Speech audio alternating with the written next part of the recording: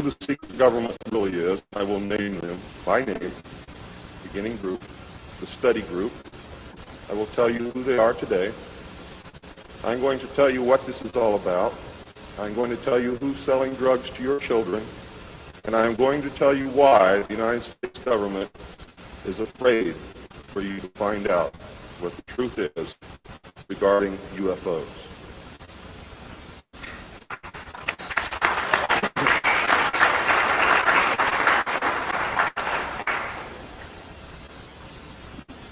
I'm going to skip over the early saucer recoveries, but there are many more than what you would expect.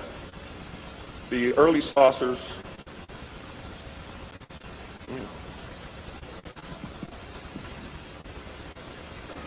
Is this any better? There were many more saucer crashes and down craft than what you have realized. There were many more alien bodies recovered, and there were more live aliens recovered than what you are aware of. But that's not important. The important thing is that they occurred, not how many and not where. The important thing is that they occurred. Those of you who want to argue over how many and where and how many bodies are wasting the time of everyone else, because that's not important. What's important is that they occurred. And there are two crashes that are so important that the government will go to any lengths to prevent you from finding out. And those are two crashes which occurred near the city of Aztec, New Mexico. Why? Because both of those crash craft contained human body parts. And they are deathly afraid of a national panic.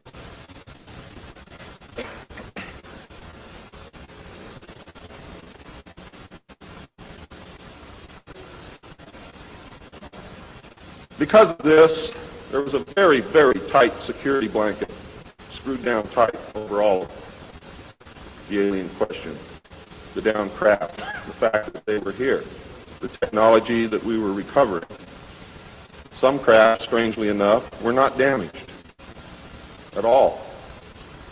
But we could not recognize anything that we had previously known as mechanical, electrical, hydraulic, or any other thing that we knew of, except eventually we discovered that the craft contained a small reactor approximately the size of a large football or a small basketball, which was said to be a clean reactor. And the craft, this particular craft, used or seemed to use water as fuel. Now, how that all works, I don't know. I am not a nuclear physicist. Thank God. A special group of America's top scientists were organized under the name Project Sign in December of 1947 to study the phenomena. There was no such thing at that time as MJ-12. The whole nasty business was contained within the shroud of secrecy. Project Sign evolved into Project Grudge in December of 1948. A very low-level collection and disinformation project named Blue Book was formed under Grudge. 16 volumes were to come out of Grudge, including the controversial Grudge 13, which I and Bill English saw read and revealed to the public. Blue teams were put together to recover the crash discs and dead or alive aliens. The blue teams were later to evolve into alpha teams under Project Pounce and Project Pluto. During these early years, the United States Air Force and the Central Intelligence Agency exercised complete control over the alien secret. The Air Force was later to be dropped because it was a young service and had no political power and could not overcome the power of the Army and the Navy. In fact, the CIA was formed by presidential executive order, first as a Central Intelligence Group for the express purpose of dealing with the alien presence. Later, the National Security Act was passed, establishing it as the Central Intelligence Agency. The National Security Council was established to oversee the intelligence community and especially the alien endeavor. It was not created specifically to form national policy. In fact, you can say that the National Security Council was the forerunner of MJ-12, and there was another group between MJ-12 and the National Security Council, which is to come later. A series of National Security Council memos and executive orders removed the CIA from the sole task of gathering foreign intelligence and slowly but thoroughly legalized direct action in the form of covert activities at home and abroad. On December 9, 1947, Truman approved issuance of NSC-4, entitled Coordination of Foreign Intelligence Information Measures, at the urging of Secretaries Marshall, Forrestal, Patterson, and the Director of the State Department's Policy Planning Staff, Kennan, who, by the way, were all members of the Council on Foreign Relations. The Foreign and Military Intelligence Book 1 final report of the Subcommittee to study governmental operations with respect to intelligence activities, United States Senate, 94th Congress, second session, report number 94-755, 26, 1976, page 49 states. This directive empowers the Secretary of State to coordinate overseas information activities designed to counter communism. A top-secret annex to NSC-4, which was NSC-4 Alpha, or 4A, for those of you who are confused by military terms, instructed the Director of Central Intelligence to undertake covert psychological activities in pursuit of the aims set forth in NSC-4, and secretly was to run a psychological operation against the American public to hide the presence of UFOs and aliens. The initial authority given the CIA for covert operations under NSC-4A did not establish formal procedures for either coordinating or approving these operations. How many of you understand what I just said to you? Not too many. Let me explain it. What this means, the initial authority given the CIA for covert operations under NSC-4 Alpha did not establish formal procedures for either coordinating or approving these operations. That means they had to answer to no one.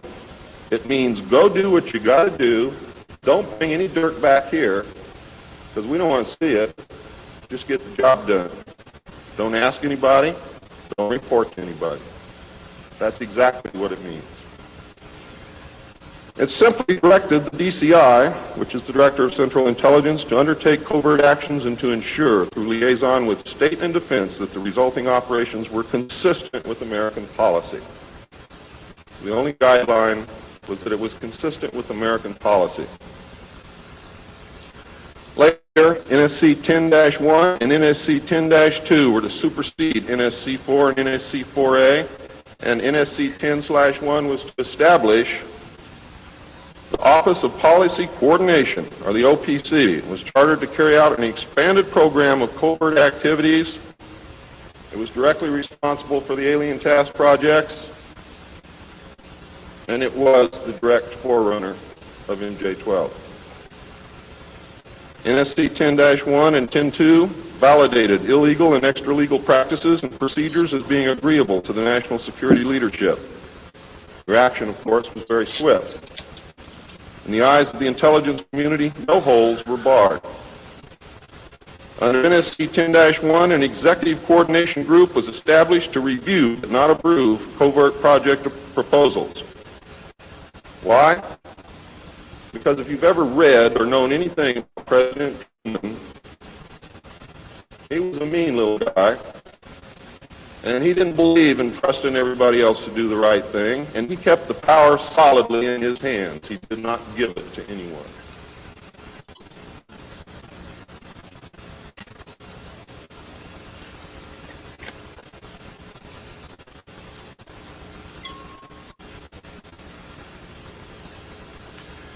The ECG was secretly tasked to coordinate the alien projects. NSC 10/1 and 2 were interpreted to mean that no one at the top wanted to know about anything until it was over and successful.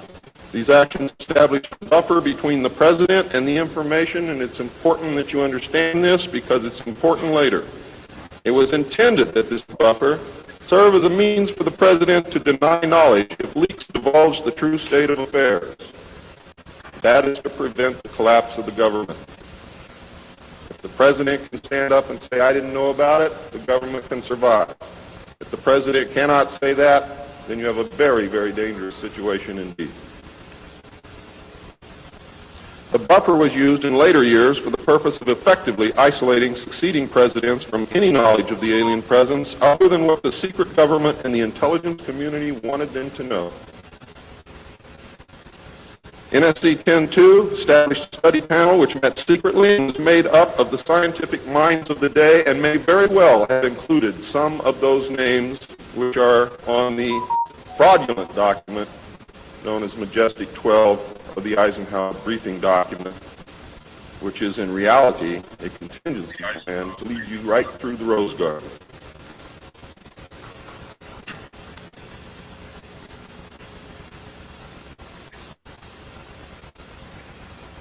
The study panel was not called MJ-12. In fact, the study panel was never called MJ-12. Another NSC memo, NSC 10/5, further outlined the duties of the study panel. These NSC memos and secret executive orders set the stage for the creation of MJ-12 only 4 years later. Now it gets nasty. Secretary of Defense James Forrestal began to object to the secrecy. He was a very idealistic and religious man who believed that the public should be told. When he began to talk to leaders of the opposition party and leaders of the Congress about the alien problem, he was asked, which is a polite way of saying you're fired, to resign by Truman. He expressed his fears to many people and rightfully believed that he was being watched and that his life was threatened.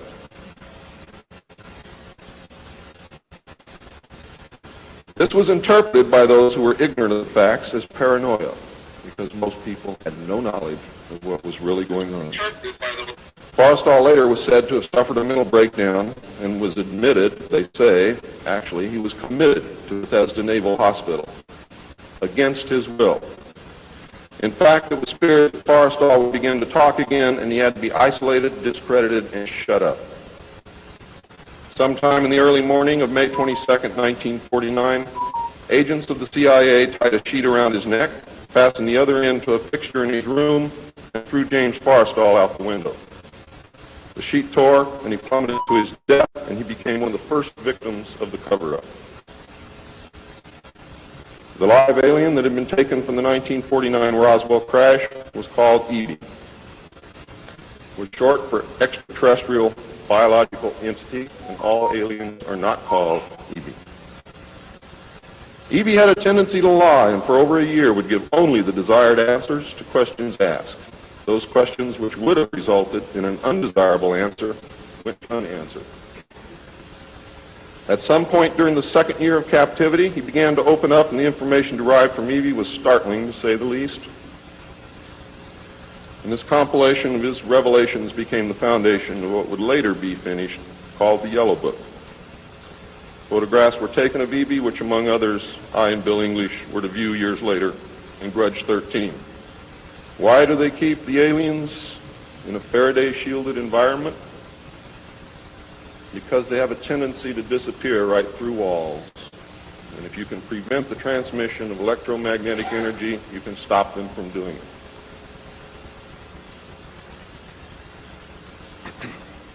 In late 1951, EBE became ill. Medical personnel had been unable to determine the cause of EBE's illness and had no background from which to draw. EBE's system was chlorophyll-based, and he processed food into energy much the same as plants. Waste material was excreted almost exactly the same as plants. It was an expert in botany was called for. A botanist, Dr. Guillermo Mendoza, was brought in to try and help him recover. Those of you who have been looking for him on medical lists will not find him there. He was a PhD in botany. Dr. Mendoza worked to save EBE until mid-1952 when EBE died. Dr. Mendoza eventually, according to the information that I read, became the expert on at least this type of alien biology. In a futile attempt to save EBE and to try and gain favor with this technological superior alien race, the United States began broadcasting a call for help early in 1952 into the vast regions of space. If you know they're better than you, and if you know they can lick you, you better try and be friends with them, and that's what this effort was all about. The call went unanswered, but the project continued as an effort of good faith. President Truman created the super-secret National Security Agency by secret executive order on November 4th, 1952, and until recent years, there wasn't one in 50,000 people in the United States who even knew it existed. Its primary purpose was to decipher the alien communications and language and establish a dialogue with the aliens. This most urgent task was a continuation of the earlier effort and was codenamed Sigma. The secondary purpose of the NSA was to monitor all communications and emissions from any and all devices worldwide for the purpose of gathering intelligence, both human and alien, and to contain the secret of the alien presence. Project Sigma, ladies and gentlemen, was extremely successful. The NSA also maintains communications with the Luna base and other secret space programs. By executive order, the NSA is exempt from all laws which do not specifically name the NSA in the text of the law as being subject to that law. How many of you know what that means? That means we have a completely lawless organization running around the country doing whatever they want to do, answering to no one, and under no law which does not name the National Security Agency in the text of that law as specifically being subject to that law by executive order of the President of the United States. That means that if the agency is not spelled out in the text of any and every law passed by the Congress, it is not subject to that or those laws. The NSA now performs many other duties and, in fact, is the premier agency within the intelligence community. Today, the NSA receives 75% of the monies allotted to the intelligence community. And the old sayings, ladies and gentlemen, where the money goes, therein the power resides, is absolutely true.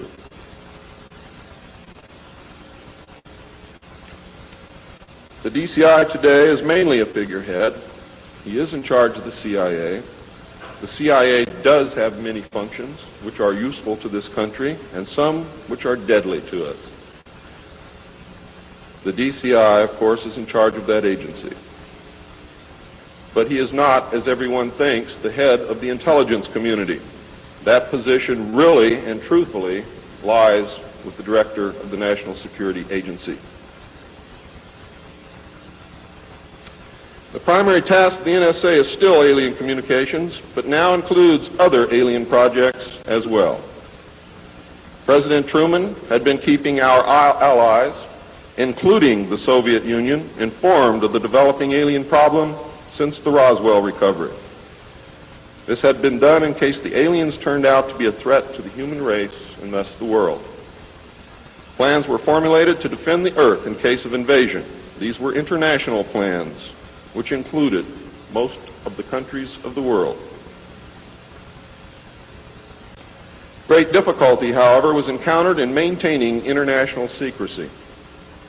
It was decided that an outside group was necessary to coordinate and control international efforts in order to hide the secret from the normal scrutiny of governments by the press. The result was the formation of a secret society which became known as the Bilderbergers. The headquarters of this group is in Geneva, Switzerland. The Bilderbergers evolved into a secret world government that now controls everything. The United Nations was then and is now an international joke.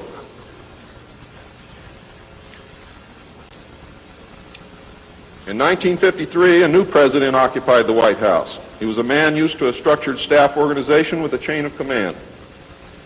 His method was to delegate authority and rule by committee. He made major decisions, but only when his advisors were unable to come to consensus, and when he was in the Army, he was known as the diplomat. He was very good at what he did. He was very good at bringing people together, reaching consensus, and getting people to work for him. His normal method was to read through or listen to several alternatives and then approve one. Those who worked closely with him have stated that his favorite comment was, "Just do whatever it takes." Now here's a man very different from President Truman. He spent a lot of time on the golf course. This was not all unusual for a man who had been career Army with the ultimate position of Supreme Allied Commander during the war, a post which carried 5 stars along with it. In fact, he deserved it. This president was General of the Army Dwight David Eisenhower.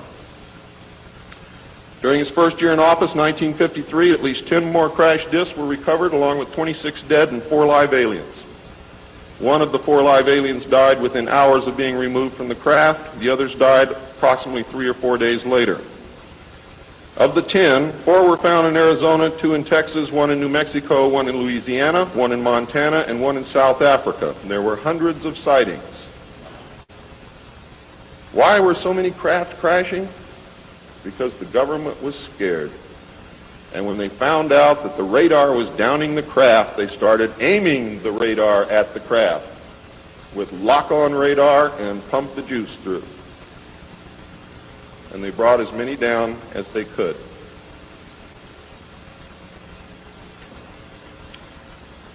Eisenhower knew that he had to wrestle and beat the alien problem. He knew that he could not do it by revealing the secret to the Congress because, in fact, isn't that the same as telling the public? Early in 1953, the new president turned to his friend and fellow member of the Council on Foreign Relations, Nelson Rockefeller, for help with the alien problem. Eisenhower and Rockefeller began planning the secret structure of alien task supervision, which was to become a reality within 1 year. The idea for MJ-12 was thus born. It was Nelson's uncle Winthrop Aldrich who had been crucial in convincing Eisenhower to even run for president.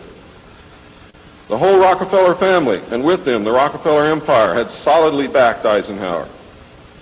Asking Rockefeller for help with the alien problem was to be the biggest mistake Eisenhower ever made for the future of the United States and most probably all of humanity, as you will soon see. What he literally did with this act, ladies and gentlemen, is abdicate the presidency to a secret group. Within 1 week of Eisenhower's election, he had appointed Nelson Rockefeller chairman of a presidential advisory committee on government organization. Rockefeller was responsible for planning the reorganization of the government. New Deal programs went into one single cabinet position called the Department of Health, Education, and Welfare. When the Congress approved the new cabinet position in April of 1953, Nelson was named to the post of Undersecretary to Ovida Culp Hobby. In 1953, also, astronomers discovered large objects in space which were moving toward the Earth, and it was first believed that they were asteroids. However, if you know much about astronomy, you know that you can predict or project backward orbital paths of bodies in space and determine where they come from, what they're doing, where they're going, and what their orbital path really is. Well, this failed to pan out, and the evidence proved that the objects could only be spaceships intelligently guided. Project Sigma intercepted alien communications, and when the objects reached the Earth, they took up a very high orbit around the equator. There were several huge ships, and their actual intent was unknown. Project Sigma and a new Project Plato, through radio communications using the computer binary language, which the aliens understand very well, they're very mathematical minded, was able to arrange a landing that eventually resulted in face-to-face contact with alien beings from another planet. Project Plato was tasked with establishing diplomatic relations with this race of space aliens. But in the meantime, something else happened. In the meantime, a race of human-looking aliens contacted the United States government. Where this happened, I do not know. I wish that I did. This alien group warned us against the aliens that were orbiting the equator and offered to help us with our spiritual development. They demanded that we dismantle and destroy our nuclear weapons as the major condition. They refused to exchange technology, citing that we were spiritually unable to handle the technology which we then possessed, and has not that been true throughout our history? They believed that we would use any new technology to destroy each other, as we always have. This race stated that we were on a path of self-destruction, and we must stop killing each other, stop polluting the earth, stop raping the Earth's natural resources, and learn to live in harmony with each other and with nature. These terms were met with extreme suspicion, especially the major condition of nuclear armament, disarmament, and I have to say that I could not blame them in the face of so many uncertainties and so many alien surprises staring them directly in the face. It was believed that meeting that condition would leave us helpless in the face of an obvious alien threat. We also had nothing in history to help with the decision. Nuclear disarmament was not considered to be within the best interests of the United States, and the overtures were rejected. Later in 1954, the race of large-nosed gray aliens which had been orbiting landed at Holloman Air Force Base. It happened in 1954, ladies and gentlemen. If you take everything that Bob Ebenegger has ever said and subtract 10 years from it, you will be right on the money. A basic agreement was reached. An alien named Krill was left as a pledge that they would return and formalize the agreement. In effect, he was a hostage. This race identified themselves as originating from a planet around a red star in the constellation of Orion, which we call Betelgeuse. I believe that that's a lie. They lie a lot, and they deceive a lot, and it is evident through every action that they've ever done with us. The truth is, ladies and gentlemen, these creatures might be from Mars, really. They claim that they are from a planet which revolves around the red star, which we call Betelgeuse. They stated that their planet was dying and that at some unknown future time they would no longer be able to survive there. This led to a second landing at Edwards Air Force Base. The historical event had been planned in advance, and details of the treaty had already been agreed upon.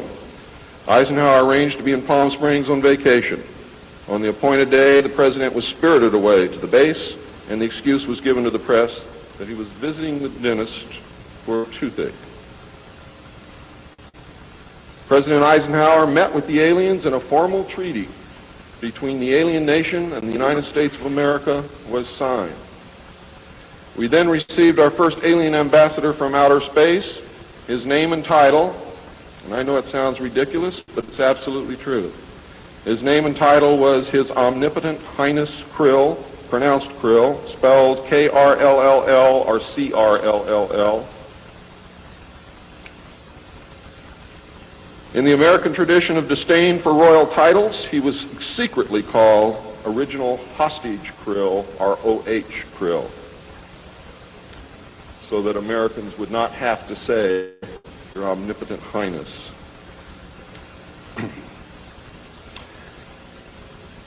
You should know that the alien flag is known as the trilateral insignia. It looks like a TP with two circles on either side of the V and one pole running straight down the middle. It is displayed on their craft and worn on their chest on their uniforms. Both of these landings in the second meeting were filmed, and the film exists today. Where it exists, I do not know, but I do know that it exists. The treaty stated, the aliens would not interfere in our affairs, and we would not interfere in theirs. We were particularly interested that they do not interfere with anything that would affect our future, which has been violated.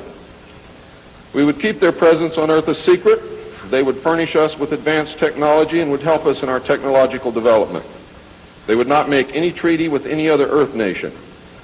They could abduct humans on a limited and periodic basis for the purpose of medical examination and monitoring of our development, with the stipulation that the humans would not be harmed, would be returned to their point of abduction, that the humans would have no memory of the event, and that the alien nation would furnish MJ-12 with a list of all human contacts and abductees on a regularly scheduled basis, and this is not being done. It was agreed that each nation would receive the ambassador of the other for as long as the treaty remained in force. It was further agreed that the alien nation and the United States would exchange 16 personnel each to the other with the purpose of learning each of the other. The alien guests would remain on Earth, and the human guests would travel to the alien point of origin for a specified period of time, then return, at which point a reverse exchange would be made. I have no knowledge whatsoever of what happened to those original 16 humans who left the Earth with the aliens.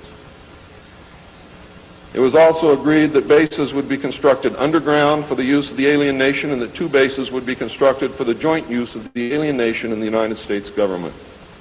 The base at Dulce is one, the base at S4 in the area known as Area 51 or Dreamland is the second. Exchange of technology would take place in the jointly occupied bases. These alien bases would be constructed under Indian reservations in the 4 corners of Utah, Colorado, New Mexico, and Arizona, and one would be constructed in Nevada in the area known as S4, located approximately 7 miles south of the western border of Area 51, otherwise known as Dreamland. All alien areas are under complete control of the Naval Department, and all personnel who work in these complexes receive their checks from the Navy.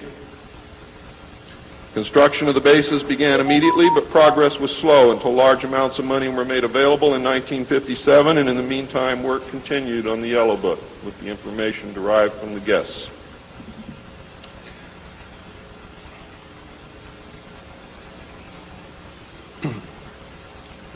I would like to say at this time that the movie that most of you may have seen, how many of you saw Close Encounters of the Third Kind? That movie was absolutely true. Those events did take place. Not exactly as you saw them, not in the place where you saw them take place, but there was a landing, there was an agreement, there was conversation, there was an exchange of personnel made. I would like to say now also that J. Allen Hynek was the technical director on that movie, and he was also the co-author of Grudge 13, which I read between the years 1970 and 1973, along with another man named Lieutenant Colonel Friend. As you learned last night, it's the real nice guys that get you. Right, Phil?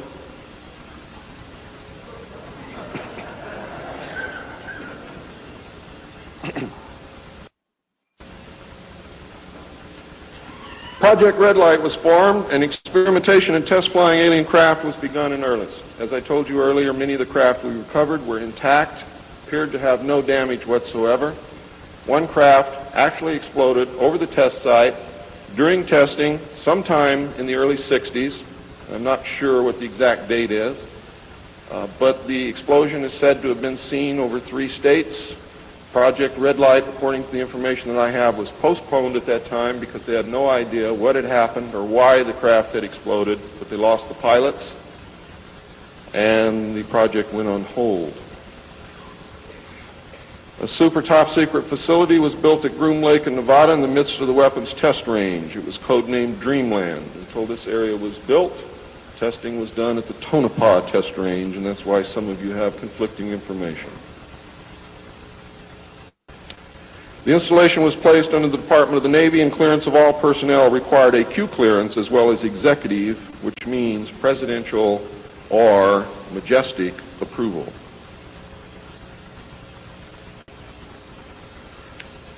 This is ironic due to the fact that the President of the United States does not have clearance to visit the site. Many of you did not know that. The President of the United States cannot enter Area 51. There are very many other areas which he cannot enter also. The alien base and exchange of technology actually took place in an area known as S4. Area S4 was codenamed the Dark Side of the Moon. The Army was tasked to form a super secret organization to furnish security for all alien task projects. This organization became the National Reconnaissance Organization based at Fort Carson, Colorado. The specific teams trained to secure the projects were called Delta.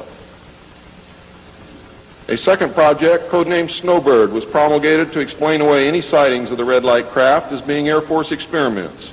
The Snowbird craft were manufactured using conventional technology and were flown for the press on several occasions, and those of you who are my age or older will remember, as children or young adults, going to the movie and seeing in the Movietone newsreel the Avro car and other strange-looking saucer craft that were developed by the United States and the Canadian Armed Forces as a part of Project Snowbird. Project Snowbird was also used to debunk legitimate public sightings of alien craft, also called UFOs. Project Snowbird was very successful, and reports from the public declined steadily until recent years. But not just due to Project Snowbird. There was an intense ridicule, denial, and debunking campaign going on since the beginning. People stopped reporting what they saw. A multi-million-dollar secret fund was organized and kept by the military office of the White House. This fund was used to build over 75 deep underground facilities. Presidents who asked were told the fund was used to build deep underground shelters for the president in case of war. Only a few were built for the president. Millions of dollars were funneled through this office to MJ-12 and then out to the contractors, and was used to build top-secret alien bases as well as top-secret dumb or deep underground military bases. I think dumb is very appropriate. And the facilities promulgated by Alternative 2 throughout the nation. President Johnson used this fund to build a movie theater and pave the road on his ranch, and I believe he also used it to fix his shower. He had no idea of its true purpose, but he felt that because it was military money, it was his money. The secret White House Underground Construction Fund was set up in 1957 by President Eisenhower. And you can forget Truman, because Eisenhower has done everything that's been done to us, not intentionally, not to hurt us, in the beginning to protect us. The funding was obtained from Congress under the guise of construction and maintenance of secret sites where the president could be taken in case of military attacks, called presidential emergency sites. The sites are literally holes in the ground deep enough to withstand a nuclear blast and are outfitted with state-of-the-art communications equipment. To date, there are more than 75 sites spread around the country that I can account for, which were built using money from this fund. The Atomic Energy Commission has built at least an additional 22 underground sites, again, that I can account for. The location and everything to do with these sites were and are considered and treated as top secret. The money was and is in control of the military office of the White House, and was and is laundered through a circuitous web that even the most knowledgeable spy or accountant cannot follow. As of 1980, only a few at the beginning and end of this web knew what the money was for. At the beginning were Representative George Mahon of Texas, the chairman of the House Appropriations Committee and of its Defense Subcommittee, and Representative Robert Sykes of Florida, chairman of the House Appropriations Military Construction Subcommittee. Today, it was rumored that House Speaker Jim Wright controlled the money in Congress and that a power struggle was underway to remove him. We all know what happened there, but I could not substantiate by any source the fact that he was in charge of the money. It is a rumor.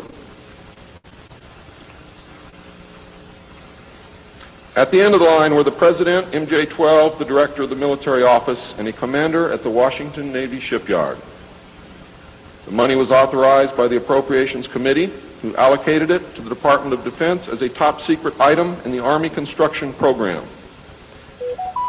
The Army, however, ladies and gentlemen, could not spend it, and, in fact, did not even know what it was for.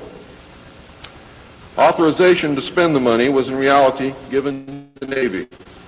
You'll find out why the Navy has control of all this a little bit later. It will become clear to you. The money was channeled to the Chesapeake Division of the Navy Engineers, who did not know what it was for either. Not even the commanding officer, who was an admiral, knew what the fund was to be used for.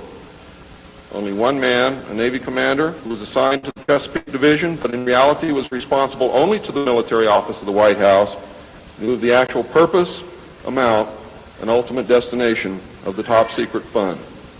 The total secrecy surrounding the fund that meant that almost every trace of it could be made to disappear by the very few people who controlled it. There has never been, and most probably never will, be an audit of this secret money. Large amounts of this money were transferred from the top secret fund to a location at Palm Beach, Florida that belongs to the Coast Guard called Peanut Island. The island is adjacent to property which was owned by Joseph Kennedy. The money was said to have been used for landscaping and general beautification. The money did not begin to be transferred to Peanut Island until shortly after Kennedy's assassination.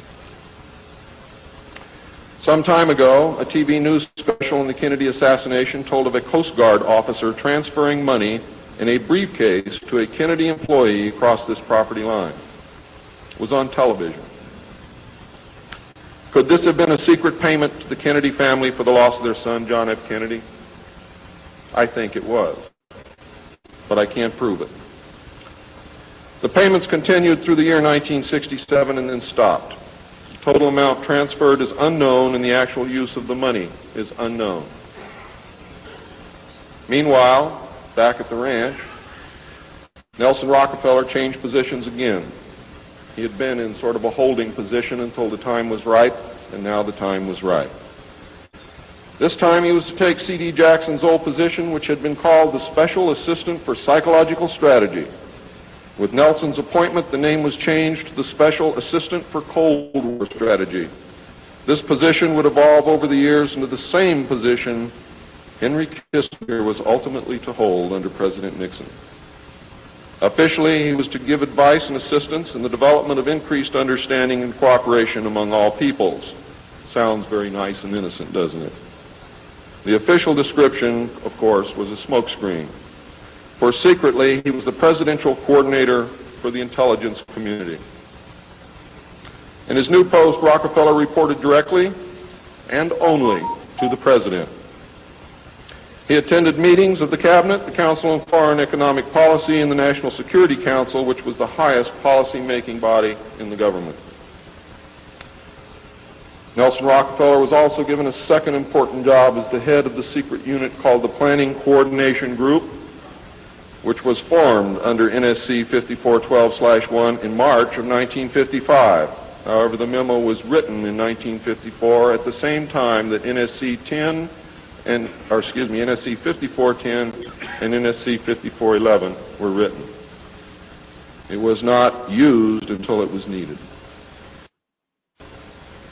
The group consisted of different ad hoc members depending upon the subject on the agenda. The basic members were Rockefeller, a representative of the Department of Defense, a representative of the Department of State, and the Director of Central Intelligence. It was soon called the 5412 Committee, or the Special Group. NSC 5412/1 established the rule, for the first time, established the rule that covert operations were subject to approval by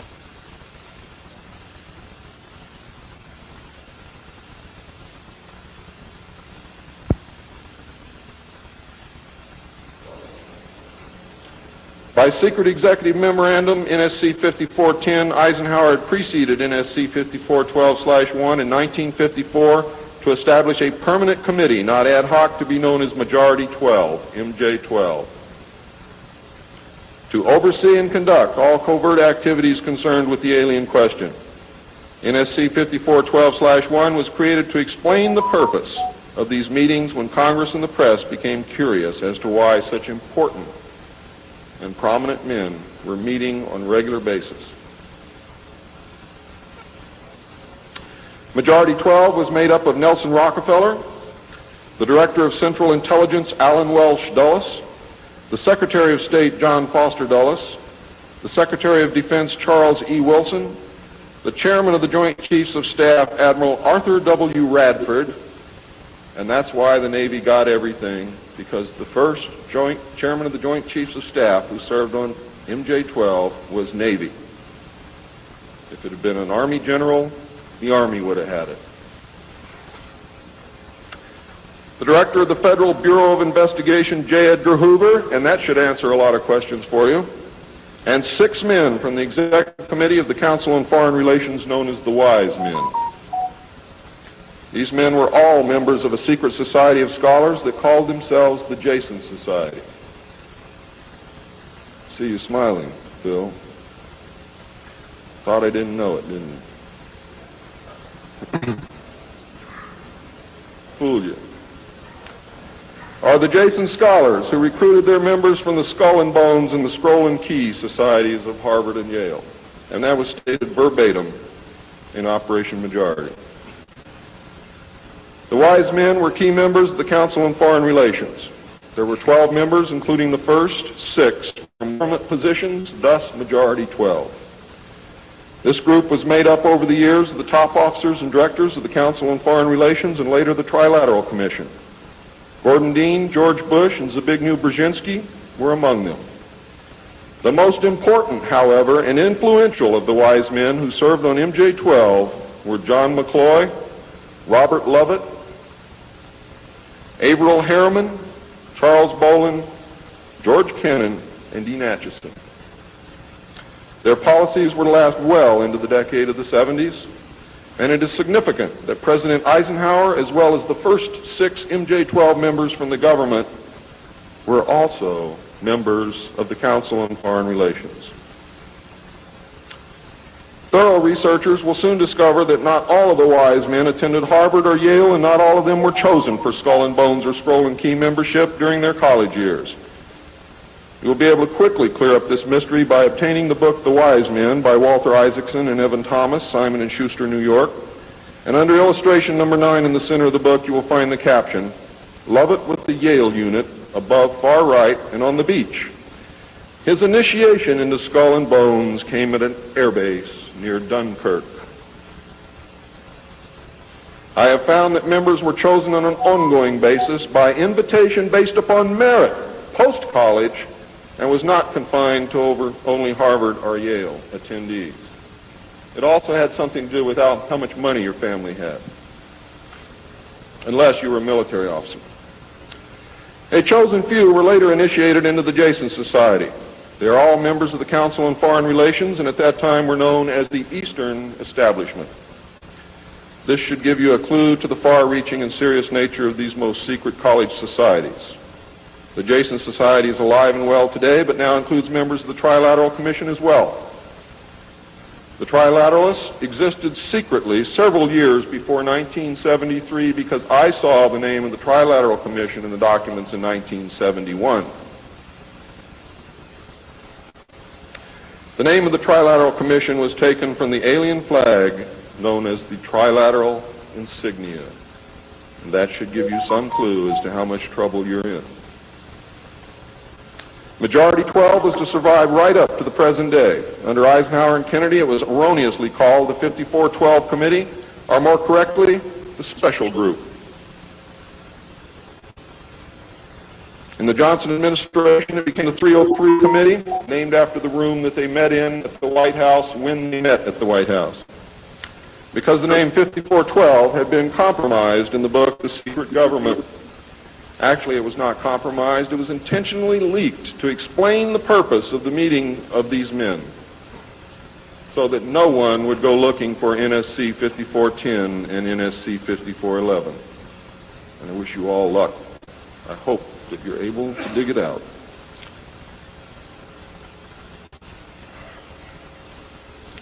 Actually, NSC 5412/1 was leaked to the author to hide the existence of NSC 5410. Under Nixon, Ford, and Carter, it was called the 40 Committee, and under Reagan, it became the PI 40 Committee. But over all those years, only the name changed. The positions remained the same. By 1955, it became obvious that the aliens had deceived Eisenhower and had broken the treaty. Mutilated humans, yes, mutilated humans, were being found along with mutilated animals, and yes, mutilated animals, and those of you who doubt that this is taking place should leave your job, should leave your home, should do whatever you have to do, and go look for yourself, because it's important that you know it and that you believe it.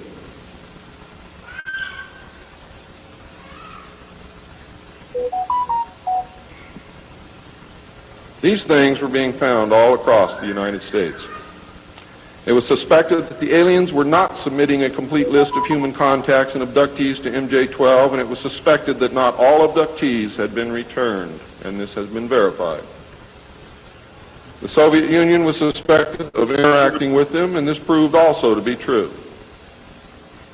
It was learned that the aliens had been and were then manipulating masses of people through secret societies, witchcraft, magic, the occult, and religion. After several Air Force combat air engagements with alien craft, it also became apparent that our weapons were no match against theirs. In November of 1955, NSC 5412/2 was issued, establishing a study committee to explore all factors which are involved in the making and implementing of foreign policy in the nuclear age. This, again, was only a blanket of snow that covered the real subject of study, which was the alien question. In fact, 5412/2 had, as I told you earlier, been written in 1954, when NSC 5410 and 5411 was written, and 5411, by secret executive memorandum in 1954, the study group was commissioned to examine all the facts, evidence, lies, and deception and discover the truth of the alien question. NSC 54/2 was only a cover that had become necessary when the press began inquiring as to the purpose of regular meetings of such important men. When the press asked Gordon Dean, somewhere near the end of 1954, why they were meeting and what they were studying, Gordon Dean says, "As of yet, we have no direction, but we're working on it." It then became necessary to find a direction and find a reason for these meetings, and that's exactly what they did.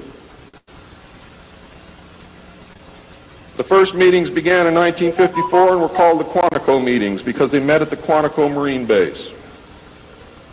See, one thing I knew, ladies and gentlemen, I know who they are. I know what they were called. All I had to do was find out who belonged to those names. And it's impossible to hold meetings of 36 prominent men secret over such a long period of time. The study actually lasted 3 years, not forever. It was a 3-year study, period.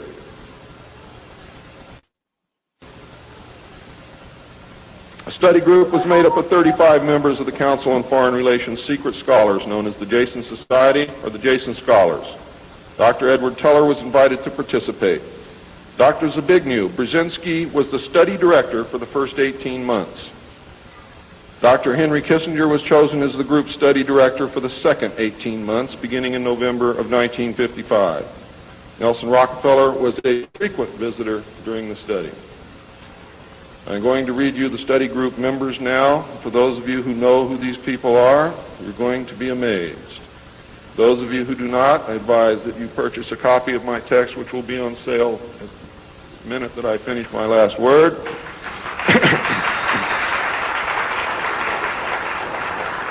And research everything that I'm telling you, and your own research will tell you that I am telling you the truth, and I don't have to do that. You see, I'm a witness. I'm not a ufologist, and I'm not by profession a researcher. I'm doing this because I want the Constitution put back where it belongs.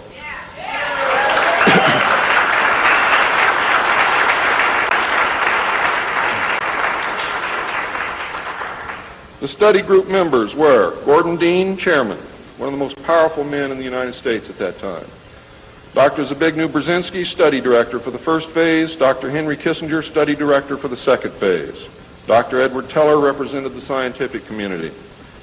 Major General Richard C. Lindsay, Hanson W. Baldwin, Lloyd V. Berkner, Frank C. Nash, Paul H. Nitze, Charles P. Noyes, Frank Pace Jr., James A. Perkins, Don K. Price, David Rockefeller, Oscar M. Rubhausen, Lieutenant General James M. Gavin, Carl P. Haskins, James T. Hill Jr., Joseph E. Johnson, Mervyn J. Kelly, Frank Altschul, Hamilton Fish Armstrong, Major General James McCormick Jr., Robert R. Bowie, McGeorge Bundy,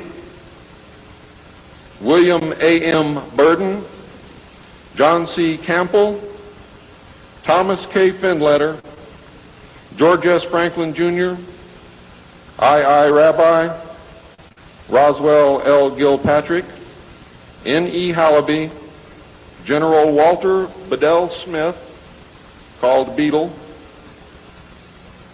Henry DeWolf Smythe, Shields Warren, Carol L. Wilson, and Arnold Wolfers.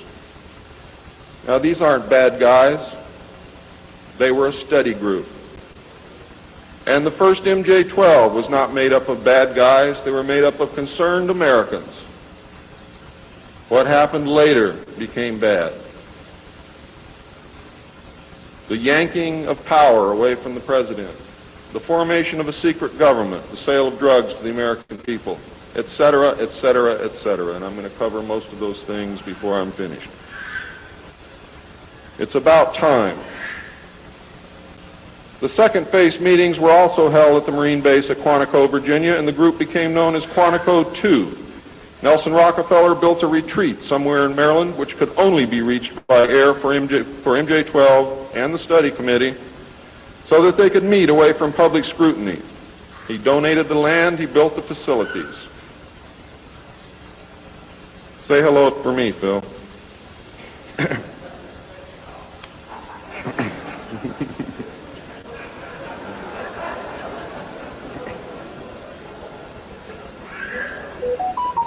So that they could meet away from public scrutiny. The secret meeting place is known by the code name, the Country Club. Complete living, eating, recreation, library, and meeting facilities exist at the location. The study group was publicly closed in the later months of 1956, and Henry Kissinger published what was officially termed the results in 1957 as Nuclear Weapons and Foreign Policy by Henry A. Kissinger, published for the Council on Foreign Relations by Harper & Brothers, New York. In truth, the manuscript had already been 80% written while Kissinger was at Harvard. The study group continued veiled in secrecy. A clue to the seriousness Kissinger attached to the study can be found in statements by his wife and friends. Many of them stated that Henry would leave home early each morning and return late each night without speaking to anyone or responding to anyone. It seemed, in fact, as if he were in another world which held no room for anyone else. Now, when they say that he would not speak to anyone or respond to anyone, they meant it literally. I find these statements very revealing. The revelations of the alien presence and actions during the study must have been a great shock. I know I would have been shocked. Henry Kissinger was definitely out of character during the time surrounding these meetings, as he is normally described as being a gentleman, very charming, and most people who meet him like him very much. Henry Kissinger would never again be affected in this manner, no matter the seriousness of any subsequent event. On many occasions, he would work very late into the night after having already put in a full day. Coupled with his not speaking, this behavior eventually led to his divorce. A major finding of the alien study was that the public could not be told, as it was believed that this would most certainly lead to economic collapse of the religious structure, and national panic, which would lead into anarchy.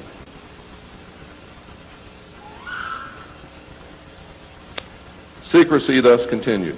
An offshoot of this finding was that if the public could not be told, then the Congress could not be told. Thus, funding for the projects and research would have to come from outside the government.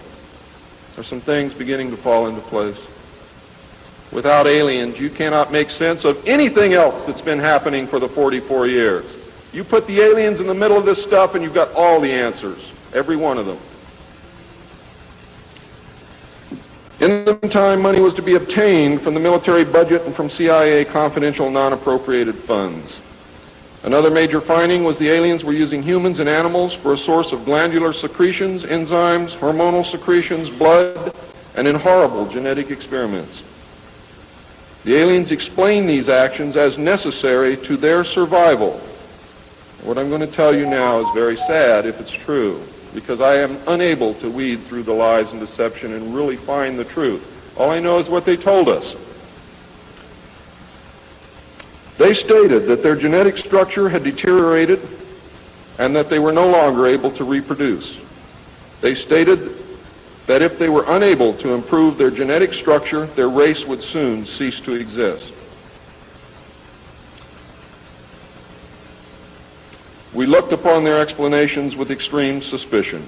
Since our weapons were literally useless against the aliens, MJ-12 decided to continue friendly diplomatic relations with them until such time as we were able to develop a technology which would then enable us to challenge them on a military basis.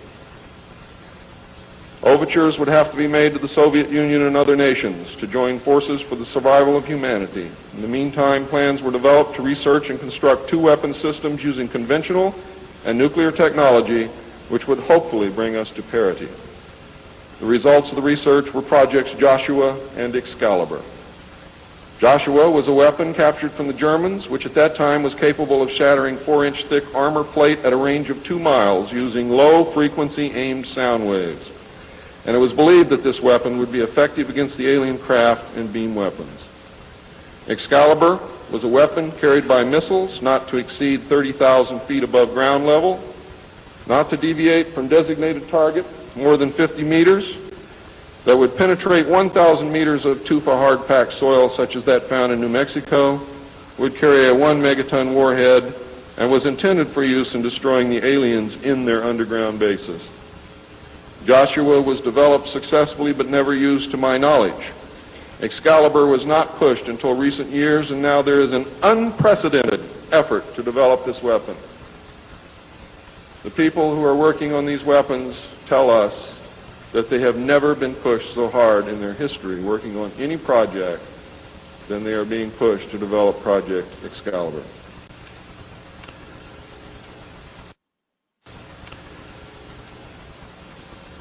Now, what I'm going to read you next may upset some of you, but it's absolutely true. The events at Fatima in the early part of the century were scrutinized. On suspicion that it was alien manipulation, an intelligence operation was put into motion to penetrate the secrecy surrounding the event. The United States utilized its Vatican moles that had been recruited and nurtured during World War II and soon obtained the entire Vatican study, which included the prophecy. And I don't care what you've ever read before, you have not read the true prophecy. This prophecy stated that if man did not turn from evil and place himself at the feet of Christ, the planet would self-destruct and the events described in the book of Revelations would indeed come to pass. It stated that a child would be born who would unite the world with a plan for world peace and a false religion beginning in 1992. By 1995, the people would discern that he was evil and was indeed the Antichrist. World War III would begin in the Middle East in 1995 with an invasion of Israel by a united Arab nation using conventional weapons, which would culminate in a nuclear holocaust in the year 1999. Between 1999 and 2003, most of the life on this planet would suffer horribly and die as a result. The return of Christ would occur in the year 2011. Is this true? I don't know. I know that it was decided by the United States government that this was indeed an alien event, and I believe that this is more deception which is being heaped upon us. So don't go out of here thinking that the world is going to end tomorrow because of this. It might because of something else, and I'm going to talk about that, but not because of this.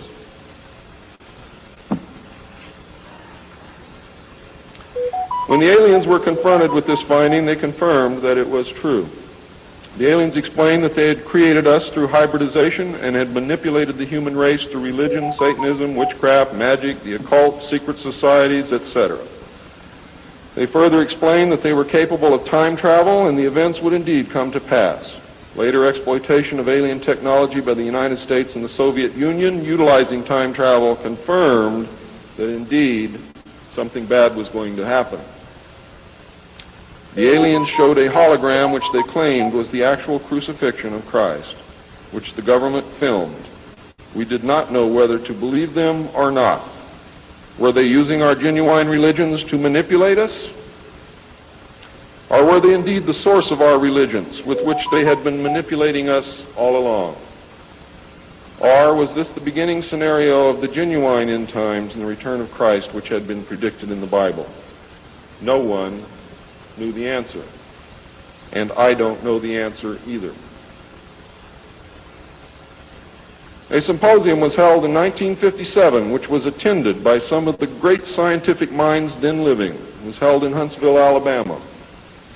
They reached the conclusion that by or shortly after the year 2000, the planet would self-destruct due to increased population and man's exploitation of the environment without any help from God or the aliens. By secret executive order of President Eisenhower, the Jason scholars were ordered to study this scenario and make recommendations from their findings. This was done. The Jason Society confirmed the finding of the scientists and made 3 recommendations called Alternatives 1, 2, and 3. Alternative 1 was to use nuclear devices to blast holes in the stratosphere from which the heat and pollution could escape into space. I'll buy heat, but I'll never buy pollution. Change the human cultures from that of exploitation into cultures of environmental protection. Of the 3, this was decided to be the least likely to succeed due to the inherent nature of man and the additional damage the nuclear explosions would themselves create. Alternative 2 was to build a vast network of underground cities and tunnels in which a select representation of all cultures and occupations would survive and carry on the human race. The rest of humanity would be left to fend for themselves on the surface of the planet. Alternative 3 was to exploit the alien and conventional technology in order for a select few to leave the Earth and establish colonies in outer space. I am not able to either confirm or deny the existence of batch consignments of human slaves which would be used for the manual labor in the effort as a part of the plan. The moon, codenamed Adam, would be the object of primary interest, followed by the planet Mars, codenamed Eve. As a delaying action, all 3 alternatives included birth control, sterilization, forced if necessary, and the introduction of deadly microbes to control or slow the growth of the Earth's population. AIDS is only one result of these plans. There are others. It was decided, since the population must be reduced and controlled, that it would be in the best interest of the human race to rid ourselves of the undesirable elements of our society. The joint U.S. and Soviet leadership dismissed Alternative 1 but ordered work to begin on Alternative 2 and 3 virtually at the same time. Those of you in the state of Washington who report hearing machinery underground are probably correct. In 1959, the RAND Corporation hosted a deep underground construction symposium. I have a copy of this symposium report, which I'm not supposed to have, but nevertheless I have it, approximately this thick. In the symposium report, machines are pictured and described which could bore a tunnel 45 feet in diameter at the rate of 5 feet per hour in 1959.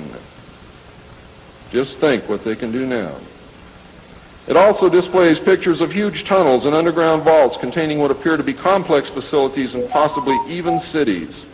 It appears that the previous 5 years of all-out underground construction had made very significant progress by that time.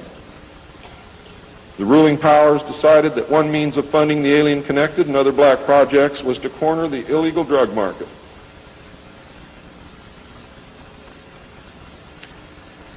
A young, ambitious member of the Council on Foreign Relations was approached. His name is George Bush, who at the time was the president and CEO of Zapata Oil based in Texas. Zapata Oil was experimenting with the new technology of offshore drilling.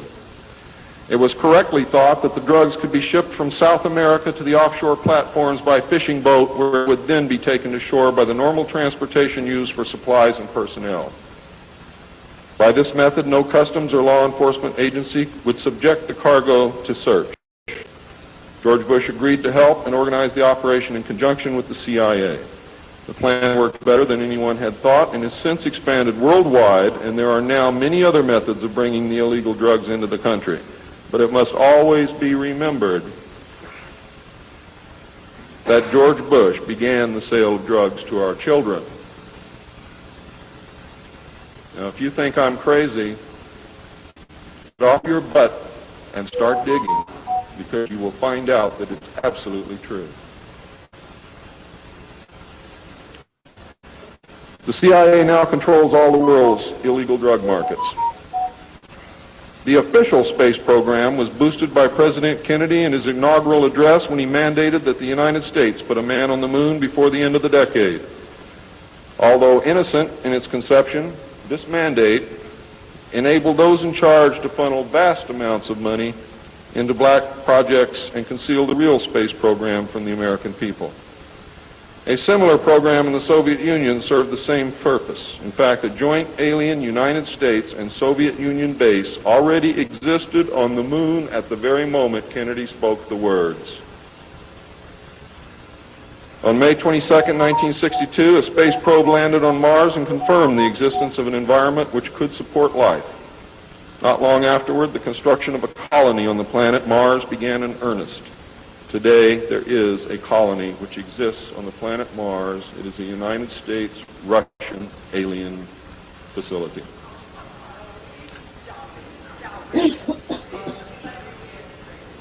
If you believe it's outrageous, stick around a few years.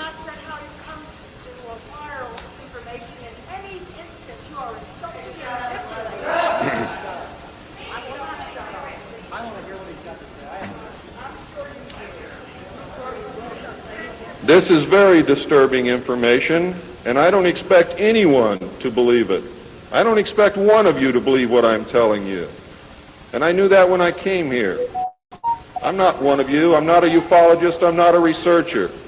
I have an obligation to inform the public, and once that's done, I've done my job. From then on, it's up to you, not me.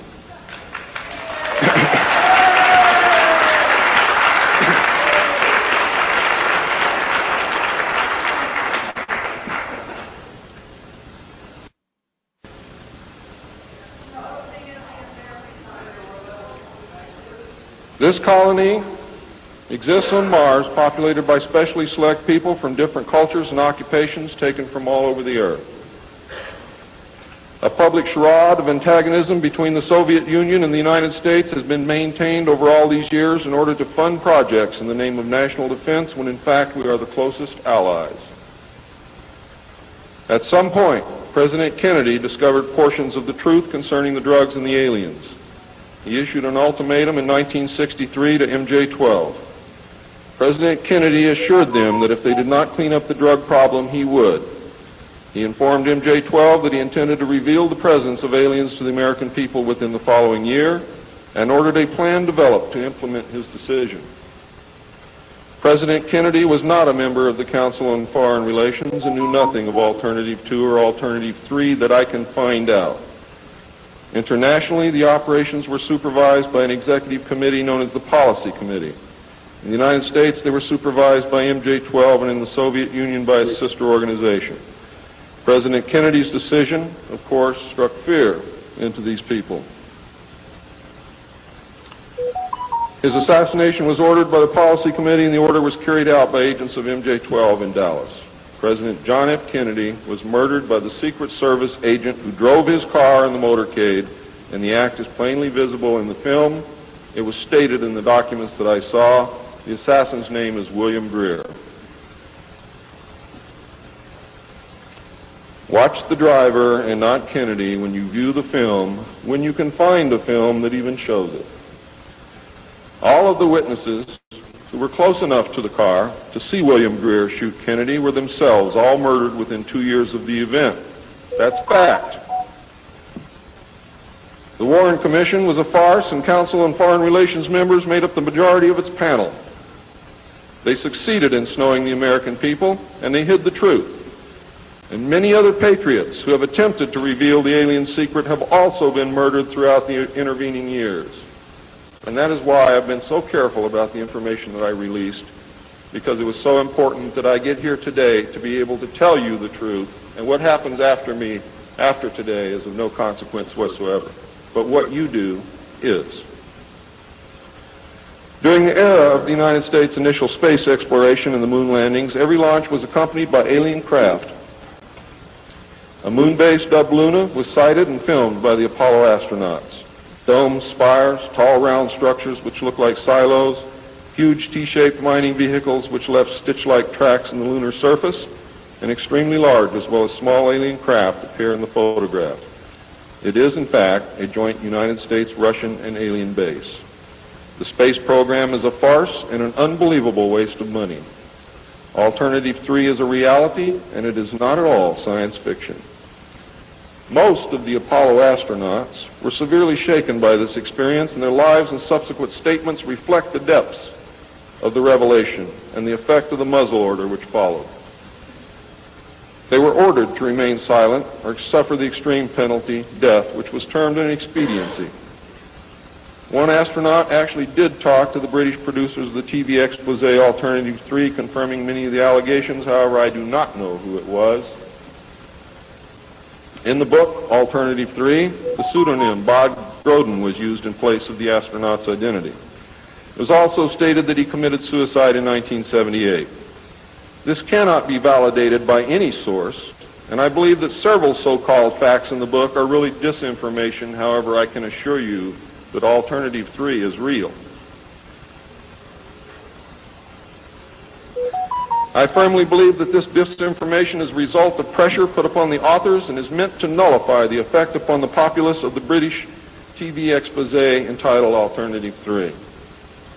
The headquarters of the international conspiracy is in Geneva, Switzerland. The ruling body is made up of representatives of the governments involved as well as the executive members of the group known as the Bilderbergers. Meetings are held by the policy committee when necessary on a nuclear submarine beneath the polar ice cap. The secrecy is such that this was the only method which could ensure that the meetings could not be bugged and is the only place where they discuss their most secret matters. I can say that the book is at least 70% true from my own knowledge and the knowledge of my sources. I believe that the disinformation was an attempt to compromise the British TV expose with information which could be proven false, just as the Eisenhower briefing document was released here in the United States under the contingency plan Majestic 12, and which can also be proven false. Since our interaction with the aliens began, we have come into possession of technology beyond our wildest dreams. A craft named Aurora exists at Area 51, which makes regular trips into space. It is a one-stage ship called a TAV, or Trans-Atmospheric Vehicle.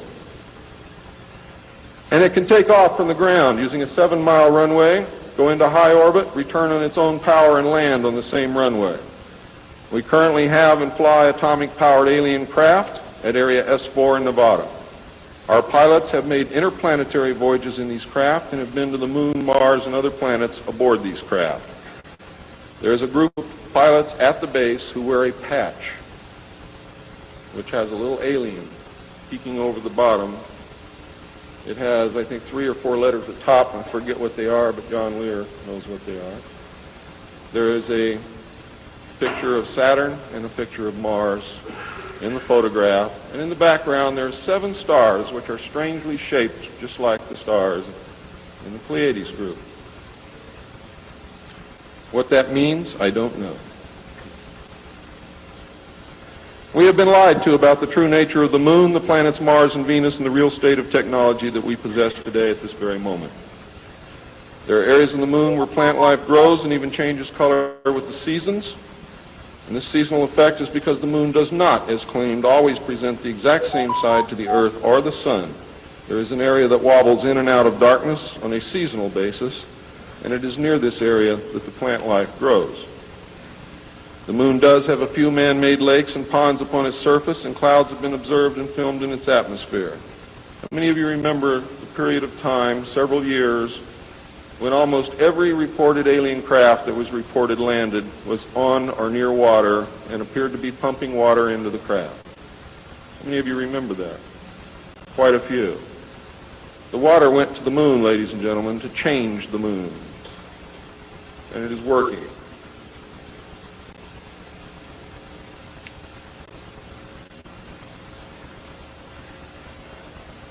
It possesses a gravitational field, and man can walk upon its surface without a spacesuit, breathing from an oxygen bottle after undergoing decompression the same as any deep-sea diver. Ladies and gentlemen, if you can come from 1,200 feet underwater to the surface through decompression, you can go from the surface to 1 atmosphere of vacuum. See, vacuum does not cause a problem for the human body. It's the inert gas that's dissolved in your tissues and in your bones and in the fluids in your body that causes you the problem. If this is decompressed properly, you will have no problem. All you need is a very small amount of oxygen, a very small pressure to breathe. You will suffer no harm, except for one thing, that oxygen becomes toxic after breathing it over a long period of time. Therefore, excursions would have to be of a minimal time length. Other than that, there is no reason why you or anyone else cannot walk on the surface of the moon or in space in a vacuum without a spacesuit. How do I know? I used to be one of the world's experts on deep sea mixed gas breathing mixtures for divers and on deep saturation diving. When I was the head of the department of the mixed gas deep saturation diving division of the College of Oceaneering. And I can tell you now, it's much easier to decompress to a vacuum and walk on the surface of the moon than it is to bring a man up from 600 feet.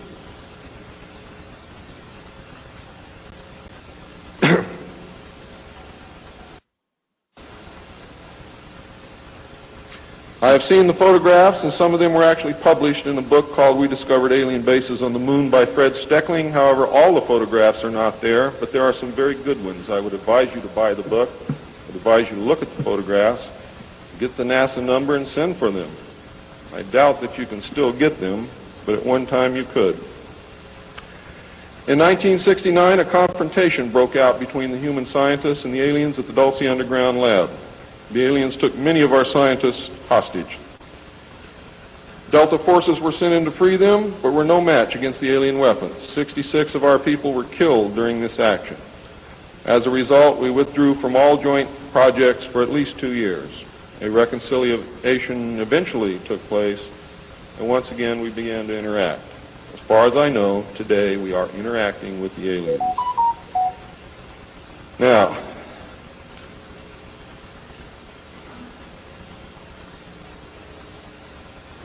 I'm gone past my limit. I'm not going to infringe upon the other speakers. The text of my speech will be on sale outside. I only have one message to give you. I don't care what you think of me. I don't care what you call me. I do care what you do with this information because it is important to our survival as a species. It's important to our planet. It is important for the world. What happens to me is of no consequence, and I knew that when I started this. And over the last 17 years, I knew that someday I was going to have to get up and say this whether I wanted to or not, whether I was afraid or not. Now I am here, and now it is done. And I feel an overwhelming relief. You now have the information. You can laugh at it. You can throw it in the trash can. You can burn my house down if you want to. But I am telling you right now, your future, your children's future, your grandchildren's future depends upon what you do with this information. Your own government is selling your children drugs, and you don't seem to care. Your own government has given away the power of the people, and you don't seem to care.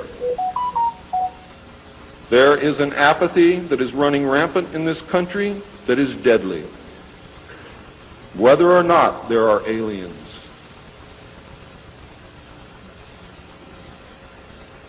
We are truly now, at this moment, a nation of sheep. And ladies and gentlemen, I assure you that sheep are always led to the slaughter. But it does not have to be that way. There is tremendous power in knowledge. There is also tremendous power in secrecy. Take away that secrecy, you make sure that you're informed, and you can change things and stop fighting with each other.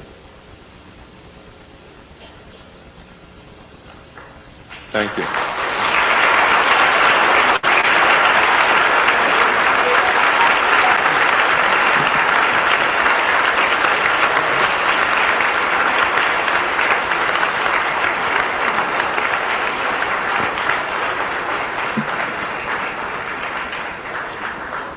This time, ladies and gentlemen, I think a 5-minute break is in order. What do you think, John? It's been a long time. Please keep it to 5 minutes because we really are very limited on time. I'm going to step off the left now.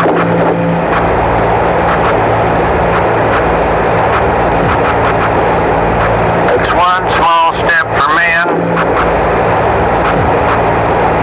one giant leap.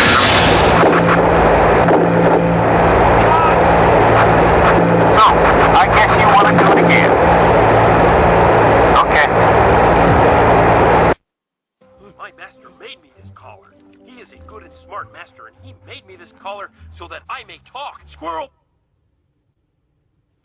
My master is good at...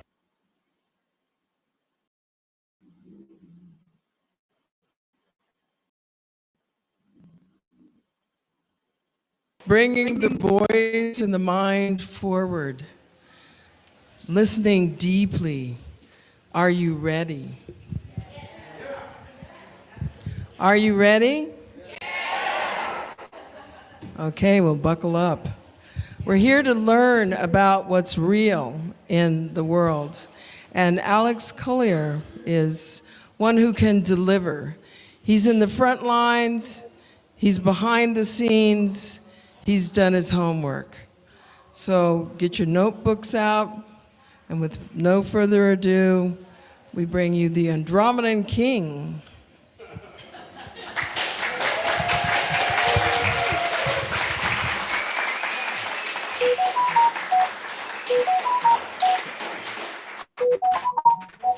There's no kings. There's no kings. Hi, everyone. Thank you so much. I haven't done one of these in many, many years. And I want to thank all of you for coming and supporting all the speakers and everybody that's here. And it's just a gorgeous place.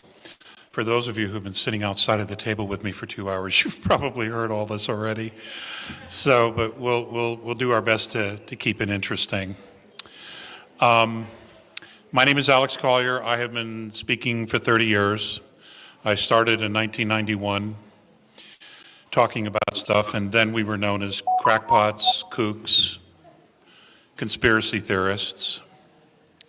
Today, now that there's a huge awakening amongst the people of planet Earth, we are spoiler alert specialists. Okay?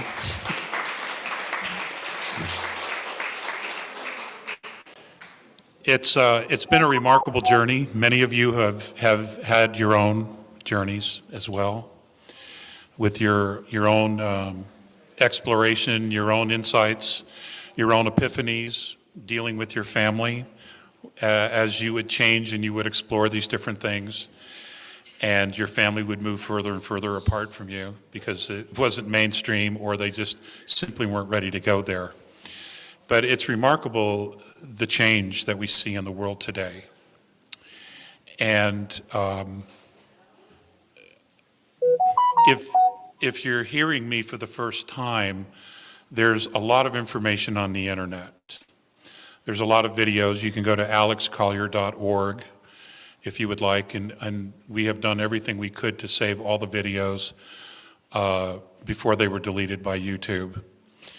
And it's been a remarkable journey, and many of us have especially those of us who are on the front lines, or the old timers, the vintage speakers. It's been quite the journey. So what I'm going to do is I'm going to talk about what's going on right now, because that's relevant. What happened to me in the past, that information is all available online. But there is amazing promise and hope to be had with the world. And I want you to understand that even though we're learning about extraterrestrials, even though we're realizing that they're admitting for the first time that we're not alone, even though incredible technology is going to be unveiled that has been reverse engineered or has been found or uncovered, that is thousands and thousands of years old. None of this really has anything to do with the E's. This is all about us. It's all about humanity. Now, we have been in a war. Most of us don't know anything about it. All we know is the governmental structures, the religions and the other type of structures that have been created through royalties, royal families, governments, the Vatican, principalities, etc. What we're not aware of is the war that's been going on underground in the sky. You're going to find out, it's imminent. The information is, of course, coming out. And what's remarkable is that the entire galaxy is here to support us. They really are. So the best kept secret on this planet isn't them, it's about who we are. So I'm going to give you a little bit of background before we get into the current intel. We are the sum total of 22 different extraterrestrial races. Extraterrestrial races that have been here for hundreds of thousands of years, who have interbred with humanity and left offspring. Now, that's the physical. The soul aspect, the spiritual aspect of who we are is even more enlightening and even more amazing. So I'm going to start with something that I want you all to begin to research when you can. It's called the Blue Brain Project in Switzerland. They have combined Blue Brain Project. They have combined many different types of technologies, and what they have done is they have essentially created a type of MRI that can scan the entire brain. And I mean all of the intricate structures of the brain itself. What they have discovered is that some of us have in our brains fourth, fifth, sixth dimensional structures already in our brain. Now think about that. There are other people that they have done the same thing with that have 7, 8, 9 dimensional structures in their brain.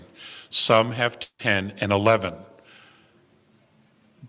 dimensional structures already in your brain. Now you're a third density physicality, and yet in your brain you have multiple dimensional structures. Now, another best kept secret is that many children are being born with a third strand of DNA. Another incredible secret is that many people who have had near-death experiences are coming back and they have 3, 4, and 5 strands of DNA. There is a guy in Australia who was dead an hour and 45 minutes, and he woke up in the morgue, and when they did an examination of him, he had 6 strands of DNA. We're talking about one of us. So, nothing we've been taught about ourselves is true. We haven't been told anything about who we really are. Now, let's talk about the brain structures. What is the body? The body is a physical form which is imprinted with a holograph of the soul. When the soul attaches to the body at conception, it creates a holograph. That holograph is who you are. You are remarkable spiritual beings who have been stuck in a really bad system. Okay? And everybody's beginning to wake up to it. We're seeing a lot of contrast. We're all seeing now what we don't want. That's one thing. But the work is, what do you want? That's the real work now. If you don't want this, you don't want New World Order, you don't want medical mafia, overreaching government, socialism, communism. You don't want any of that stuff. You have got to decide what it is you want, and you have to begin focusing on that. Because you're the creators. You are. We can't create dimensions, but we can create realities. You have to know that. You can create whatever it is you want. This is how we have been used and enslaved with belief systems that have limited our thinking. If you were to remove all of the technology we use today on the planet and just look at the psychology of civilization, in most cases we're still stuck in the medieval ages. The way we think, the way we treat each other, the way we look at each other, the way we have governmental structures and other types of structures that control and manipulate humanity. That's all been done on purpose to keep us down, to keep us suppressed, to keep us divided. Again, this is all about humanity. For those of you who are following the Schumann resonance for 10,000 years they say was 7.85. It is now between 23 and 28. That's the new normal. It is not unrealistic that we have spikes of up over 200. 200 megahertz. Now, every time that happens, what's happening is your DNA, which is an antenna, is beginning to expand, and then it contracts. And every time we hit these peaks and we hit these plateaus of Schumann resonance, what's going on is that your DNA is expanding and contracting, and what it's learning is to hold more light. It's holding more light. And the more light you hold, the more pressure it puts on your DNA in order to expand. Do you understand? In order to keep you in the body, the DNA has to expand to hold the light, to hold the frequency. So all of you are ascending whether you realize it or not. Even if you don't believe it, your body is going to go there. Because the earth is going there. She's expanding, she's getting bigger. She's not collapsing. She is in fact growing to hold a larger population. She's not done with us. We're not the enemy. We're not the virus. Okay, the virus are non-terrestrial beings. And if you know anything about my work, then you know what's going on there. So where are we today?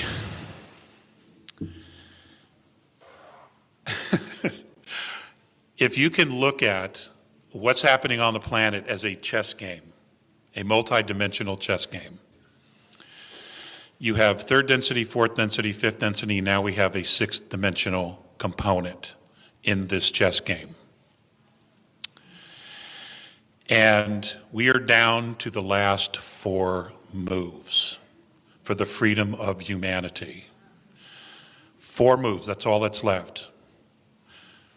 Now, the dark side, which doesn't want to move, they don't want to use their last really 1 move they really have left. So what they're doing is they're creating havoc. COVID, Afghanistan, and other false flags that we're going to see happening here very, very shortly. They're going to create chaos and pandemonium. And the reason for that is they're trying to delay having to make a move. Well, the benevolence, which involves white hat humans and off-planet benevolent star nations, they are forcing the moves now. They want this whole thing done and resolved by December on our clock.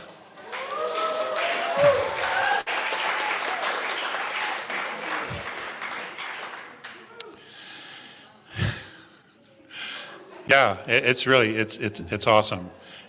Now, I have to caution you, it's going to get wild. It's going to get really wild. And it's going to get down and dirty. The controllers of this planet, which have had control of it for over 10,000 years, they have nowhere to go. Literally, when they're removed from power here, they will no longer exist. There are no plans to imprison. It's terminate. And they absolutely deserve it. Now, the big shift came sometime last year. As you are well aware of, the child trafficking and everything that goes along with that,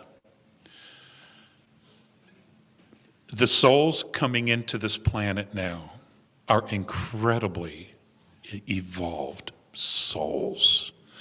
I mean, they're avatars.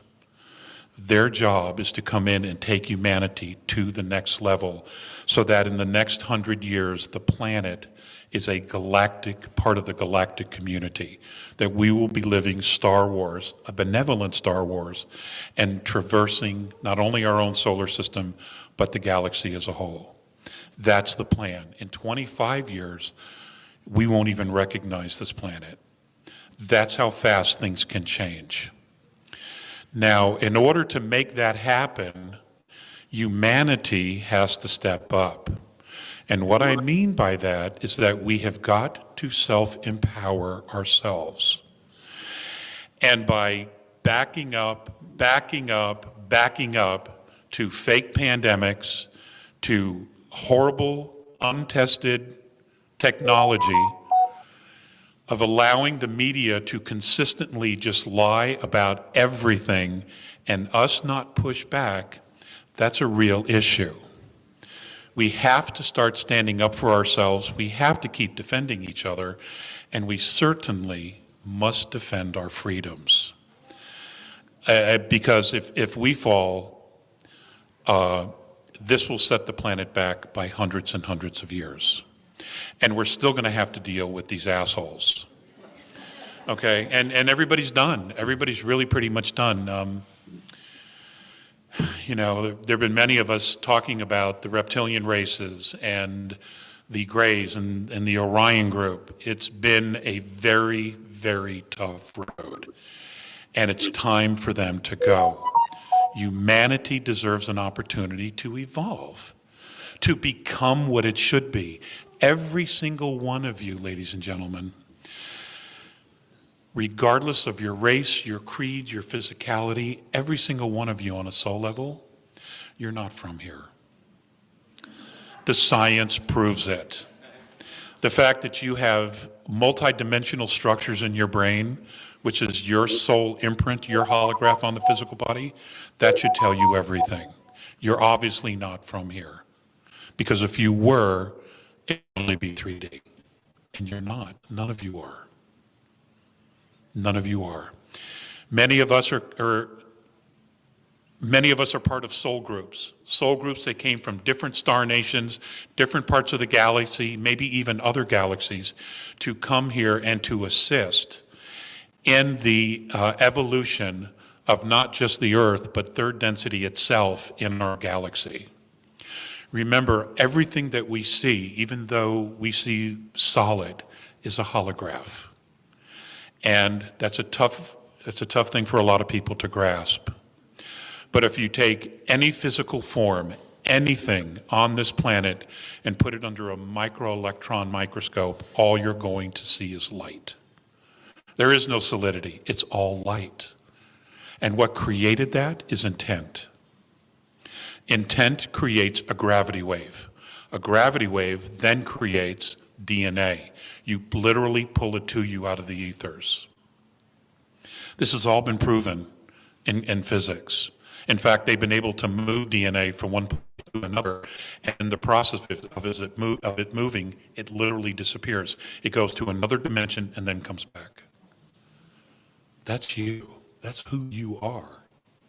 You're already these things. You just have to know it. You just have to explore it. You just have to begin the process of knowing that there is so much more to you than you can possibly imagine. You are so incredible that there are at least 138 star nations here assisting in this rescue. They're everywhere. They're all over the sun. They're all over our solar system. It's just remarkable, the assistance that we have.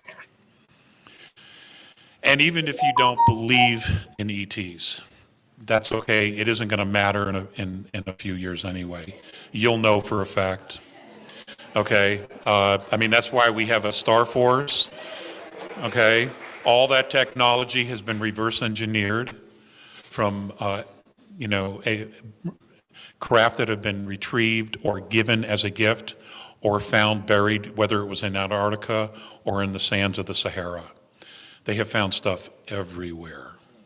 The stories about the giants, the Nephilim, they're extraterrestrial hybrids. The pyramids, all of them on this planet, including those at the bottom of the oceans, we didn't build those. We can't even do it today, okay? And we damn sure didn't build the ones on Mars or the moon. You know, the Egyptians didn't take the Hebrews up there and say, hey, okay, guys, go to work. It didn't happen. It would be fun if it did, but it just didn't happen. So, you know, a lot of the history that we have learned has been just ridiculous. I would suggest that if you're interested in a lot of the history, I would start with the Book of Enoch.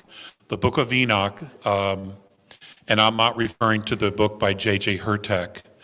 I am referring to the Book of Enoch that the Catholic Church removed from the Bible in 1611.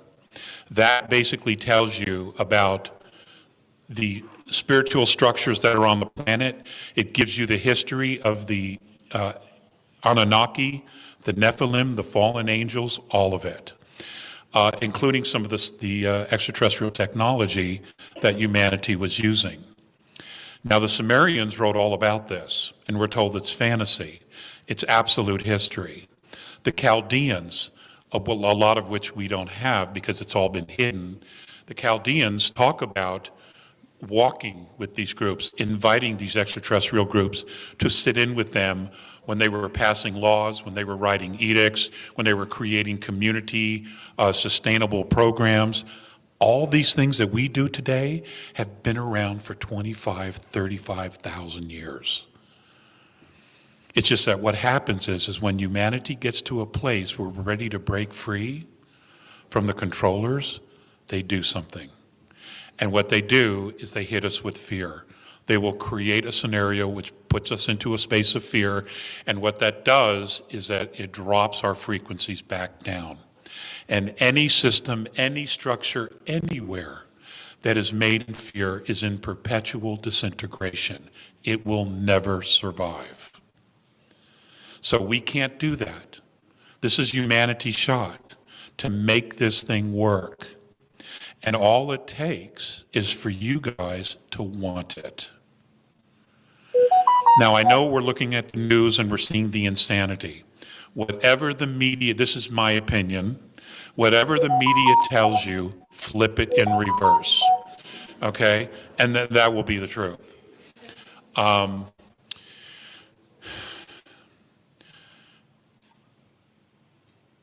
In order to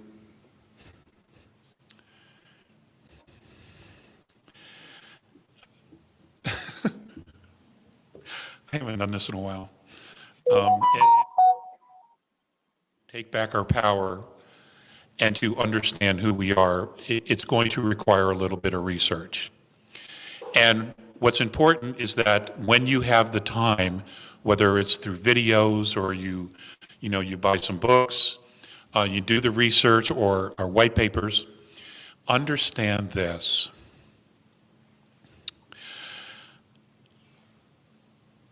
This, again, is about us.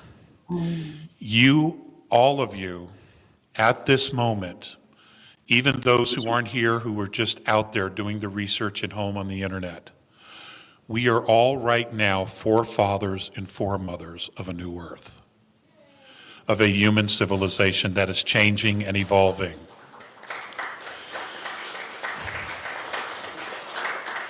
And as forefathers and foremothers, we have a responsibility to make sure that we do everything possible to pass the baton to a fully informed generations behind us. Okay? This is called the law of consistency. In star nations, all of the citizens of these star nations, the children learn exactly what the adults learn. It doesn't matter whether they can comprehend it or not.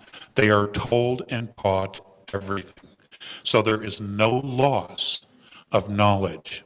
So that the children, when they reach adulthood, are already smarter and more informed than their parents. The reason for this is because they're the ones who inherit. They would never dumb down their populations because they understand what that means. That means you hit a wall. That means you're susceptible to making mistakes. That means that you're susceptible to intentionally breaking down your own civilization. They understand the importance of not ever doing that. They also understand the importance of the soul. Your relationship with Creator, with God, is your own personal relationship. There are no in-betweens. There are no emissaries. It's between you and Source. Now, a lot of people have a hard time with that. They did 30 years ago. But I once asked Phasaeus, okay, who is it that we're supposed to become? And, because I was having a really hard time integrating all this information, I didn't know how to present it. I couldn't talk about it with my own family. They're they look at you like, you're nuts, right? Yeah, so, we've all been there. And Phasaeus, who was the older of the two Andromedans, said to become independent and free, to unconditionally be responsible for oneself without being coerced by some higher authority. In other words, you were born a leader. You were born with everything that you need. You were created with everything you need, and that is in fact who you are, irregardless of what your belief systems are. Now, humanity has been conditioned to be manipulated by fear. And it's been an incredibly effective tool. And the A's once said that, if you are in fear, then you clearly do not understand the situation you're in.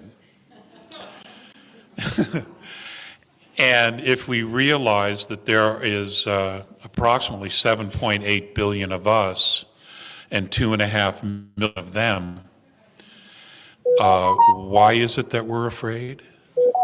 Who exactly are we afraid of? And why are we afraid of them? It's all been conditioning. It is not important who you were any longer. It doesn't matter the mistakes you made. Forgive and forget.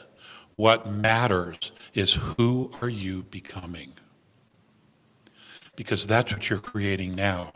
If you were all still stuck in the past, thinking about what we've been told, what we think we believe, who everybody told us we are, then that's what we're going to create in the future. None of that is going to survive the changes that are coming. This is all about vibration and frequency now. And in order to get there, we just have to let go. We just have to surrender all the garbage to God and then just concentrate and focus on what it is that you want. And only you know that. We don't all want to have the same thing. That's not even important. Okay? What's important is that your consciousness moves into the future and you start creating the future. Not from lack, not from fear, not from anger, but from a place of love. Because it begins and it ends with that. It always has and it always will. The reptilians and the other regressive extraterrestrial groups who have imprisoned humanity, they have created a trap for themselves. In becoming our jailers and being so focused on suppressing and enslaving us, they in fact have created their own prison. Because now that's how they identify with themselves, as our jailers. And the only way that they can free themselves from that dynamic that they created from themselves is to let us go. And when they let us go, they're removed from the equation permanently. So this is why we're seeing all this insanity on the surface. Do you understand what I'm saying? Yeah. They have to let us go, but they don't know what to do because this is all they know now. I mean, it's been tens of thousands of years, this insanity of all of humanity. So we don't know our history. A lot of it's been suppressed. Much of it's being resurrected, disclosed, discovered. People are coming forward who have very specific information that they've received from either other extraterrestrial groups or military intel groups or white hat groups or rogue archaeologists. All of this information is coming out. Now, what's really important here is that you understand the information. It's not necessarily that you have to know all of it. But what's important is that we know the direction we're going. That's the important thing. Now, the ETs, the benevolents, are here to assist, but they are not here to rule. They are not here to be gods or to be worshipped. And this is important. This is really important. This is all about us. They need humanity to self-empower itself. And only you guys can do that. Only I can do that. I can only empower myself. I can encourage you, you can encourage me, we can encourage each other, we can watch each other's back, we can do all the things that we need to do. But ultimately, each one of us has to take the steps ourselves forward.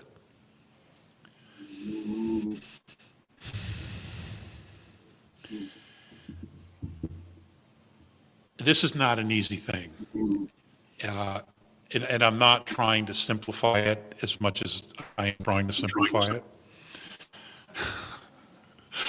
Because it's complicated. You know, we're talking about, 10,000 or more years of history and genetic memory that each one of us has.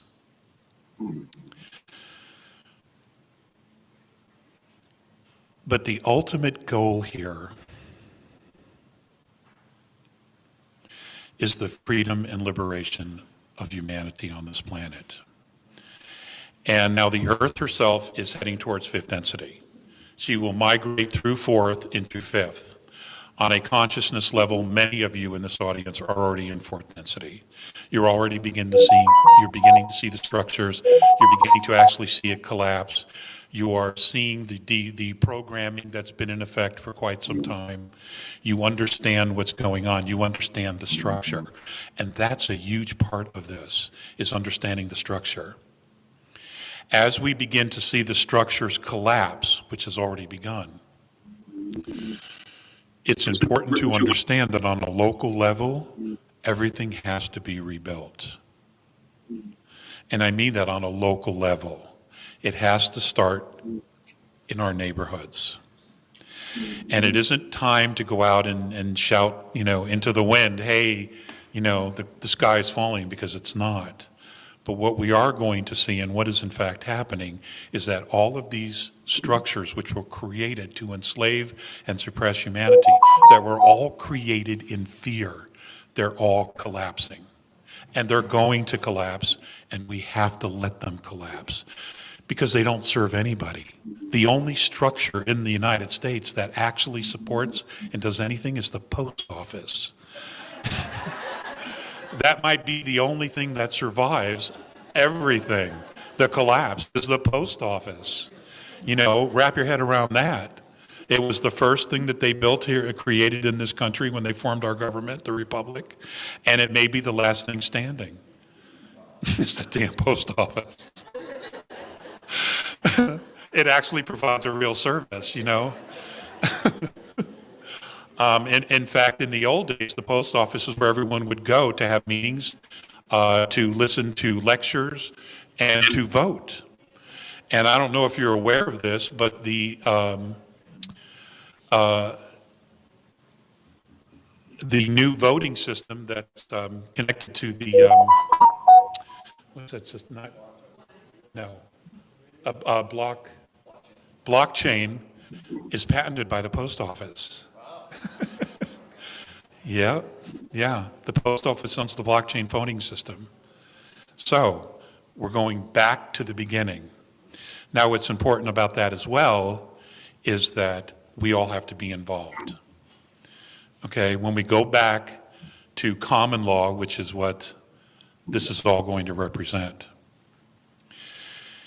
the people are the power.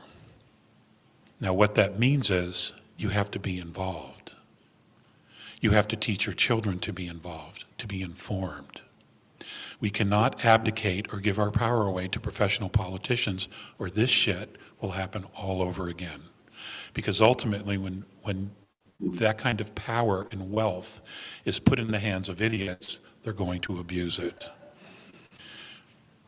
And we can't do that again. We simply cannot allow this to occur. Now, while all of this is going on and we are rebuilding across the planet, we are going to be learning things not only about the history of the planet herself, but also our solar system. We're also going to be learning about the extraterrestrial heritage that we all have had and still have. Now, there's going to be a period of time when everything is in the regrowth stage, where the ETs will be seen in the sky. They're going to be up there in their ships. There will be communication. There might be some teachings. But they're going to sit back and they're going to watch us. They want to know who we're going to be when we're not being manipulated. And how they do that is they watch our chains of thoughts. It's one thing to be loving, but what is it that you're thinking? What is it that you're creating? What is it that you want as a civilization? And what I mean by that, will we come together voluntarily? Will we watch each other's back? Will we drop all the racist, ridiculous nonsense and bullshit and come together as one family? Because ultimately, that's exactly how they see us, as a family. That's how they see their own civilizations, as a family. They all have each other's back. So they're going to put this squarely on us. There will not be any excuses after they have freed us. Now, I personally think we're up for the challenge. I really do. I think there's enough of really smart people, and there's some incredibly bright young people, not only in this room, but on this planet, who really know their shit. And, you know, they're going to be the leaders. And those of us who are the forefathers and the foremothers, it's our job to do whatever we can to support that and to prep everything for the next few generations to take over. The next few generations will be spacefaring.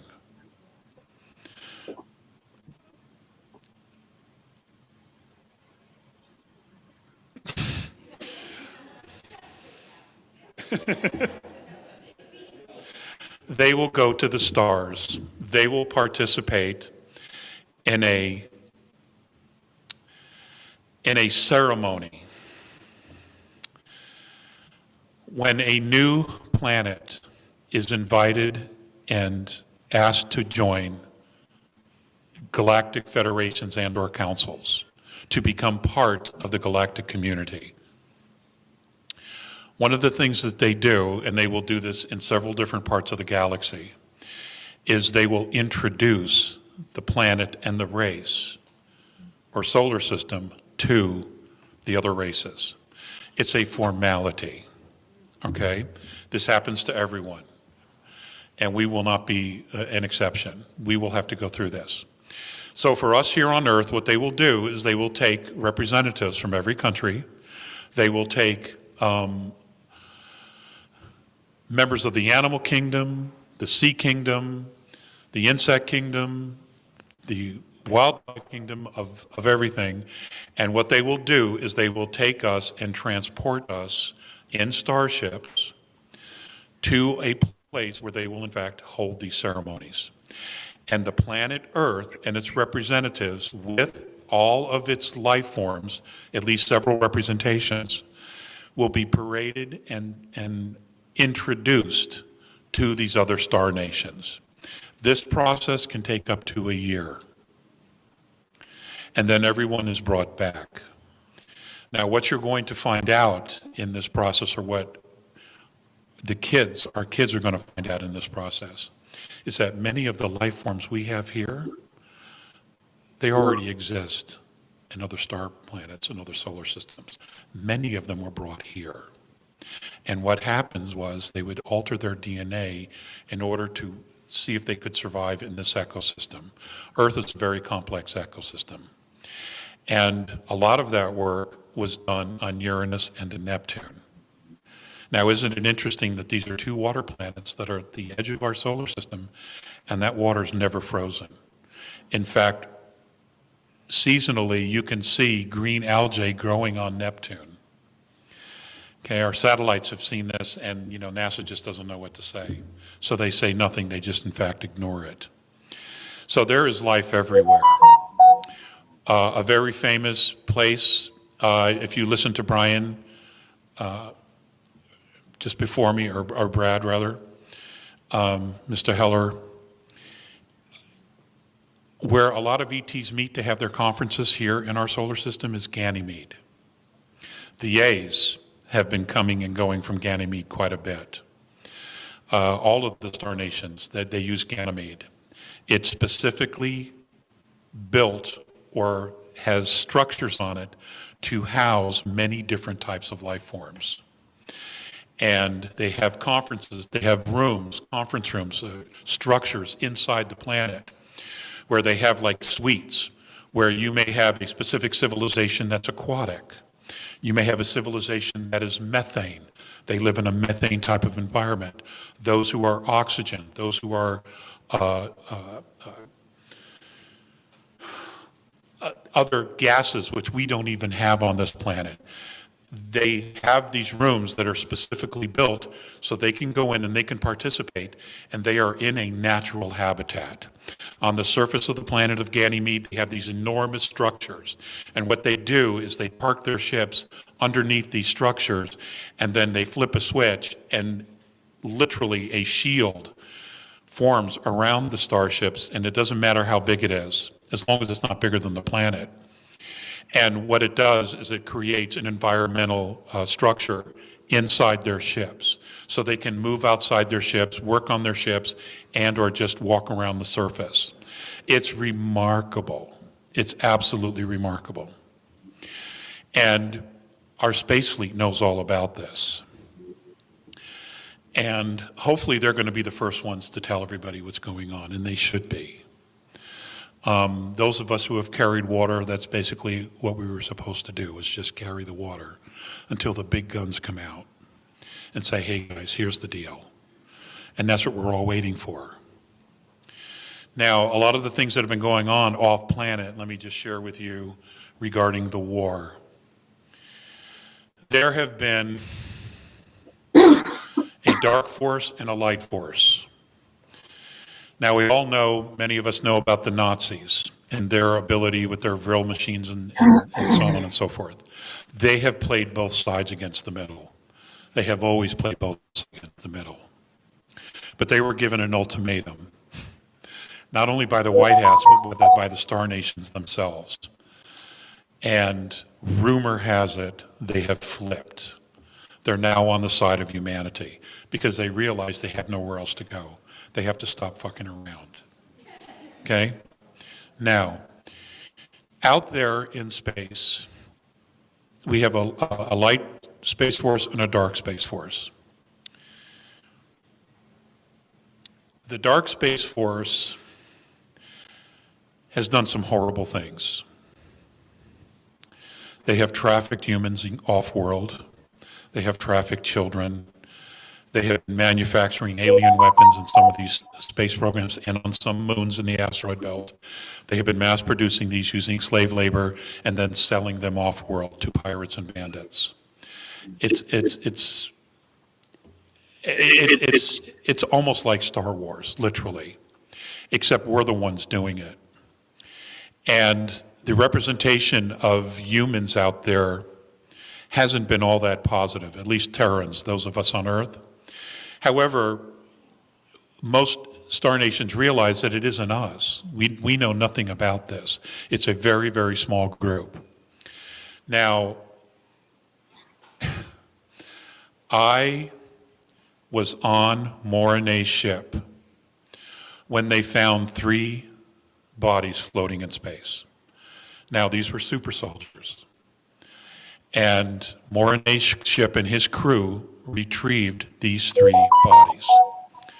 What they did was they took these space bodies, they took these human beings from Earth, they put them on this bed that they have, it's like a platform, and then what they do is they scan their DNA. They have a holographic camera, I've talked about this for years. And what it does is it takes a picture of them, and what it does is it can go back from present time, the moment they captured them, to conception.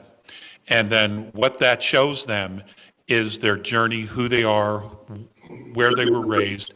It tells them any physical abnormalities that they had. It shows them everything. Well, these 2 of the gentlemen had Aldebaran Pleiadian genetics in them. They were hybrided, but they were hybrided with Pleiadians. The other one had been hybrided with reptilian genes. So what you hear in the super soldier programs about the hybridization and adding extraterrestrial genetics is absolutely true. Now, that is not what's going on with the vax or the jab. I guess we can't say vax, right? With the jab, I did, yeah, with the jab. That's not what's going on with that. Because you are the sum total of 22 different extraterrestrial races, you are, in fact, genetic royalty. Every single one of you. You're genetic royalty.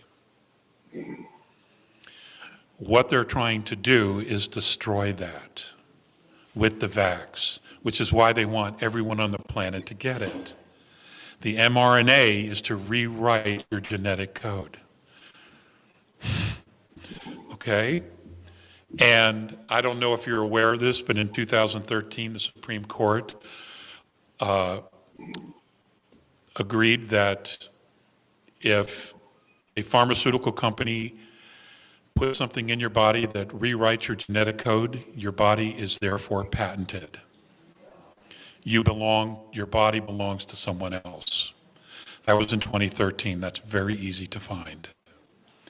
So, that's who we're dealing with. So we cannot take any steps backwards anymore. We simply can't do it. We have got to start marching arm in arm forward and just say enough is enough. Let's see, what else? What else did I talk about at the table? We were sitting outside for 2 hours and I just... Oh, Morinet's ship. Many of the extraterrestrial craft that we're going to see were built in another dimension. They weren't built in third density. So when they come into our atmosphere or into third density and they project themselves physically, they can literally dictate the amount of space they want to show you. Their ships the size of the United States. There are ships the size of planet Earth, and some even bigger. All right? But what they do is they come in and they'll just give you a small imprint. because every time they come into third density and they manifest themselves, they create a portal. So when they leave, they want that portal to close. So they do their best to make sure that it's small. Now on the inside, when you see a craft which is, let's say 35 feet in diameter, on the inside, it could have 15 floors. It can have hangars. It could have hospital beds. It could be it could be the size of Pennsylvania on the inside. Now, we can't do that here in third density. Our stuff has to be big, okay? We have to build it big, but they don't necessarily have to. And all of their ships are organic. They're grown.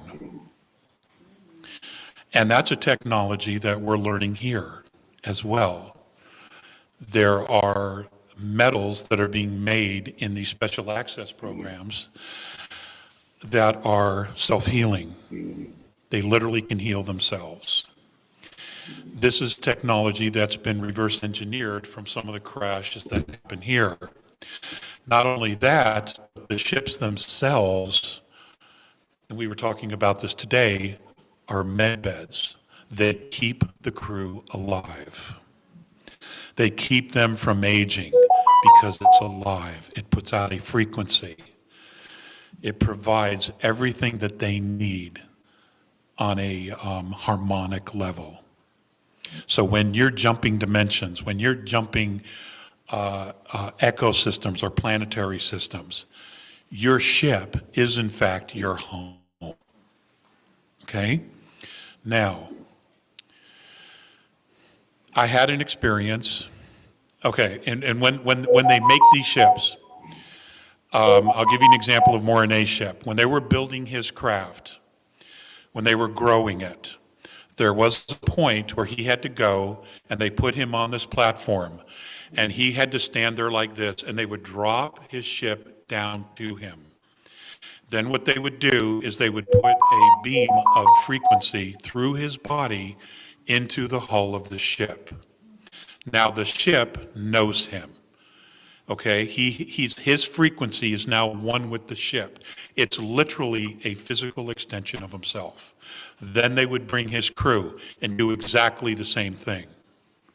So the ship would always know the crew.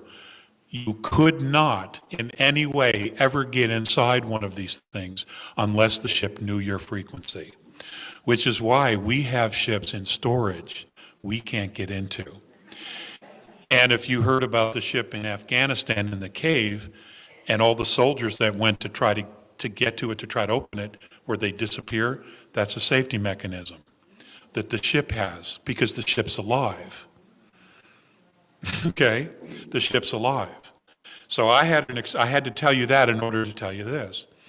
So I had an opportunity to fly his ship. I begged actually, to try to fly his ship. I wanted to fly a Starship. So after wearing him down for years, he was like, okay. Morinet has learned to speak. He's not strictly telepathic except with his crew. So I sat down and I put my hands on a table. There's really nothing there. There's no buttons, there's no monitors or anything, because the ships are steered and driven by thought. So I put my hands on there. He took his hands off me and the ship went woo, woo, woo, woo, woo, woo, woo, woo. It started acting up. And I hear Morinet say, well, it doesn't know you. So the ship was reacting to me because it didn't know me. Because I put myself in the command seat. So what he did then was he put his hand on my shoulder and the ship stopped misbehaving and went whoop, just like that, because it knows him. In the future, our cars will be the same way. Our flying cars will be the same way. You see, our homes will be the same way. We will grow our own homes. And our own homes will be med beds. See, our bodies as they are now, if they weren't screwed with, we should be living 240 years instead of 74, 72, 75. we can get a lot of things done in 240 years. We can visit all the places we ever wanted to go, right? Yep. Listen to all the music, watch all the television shows we ever wanted to watch. We would have time to do all that. Yes, ma'am.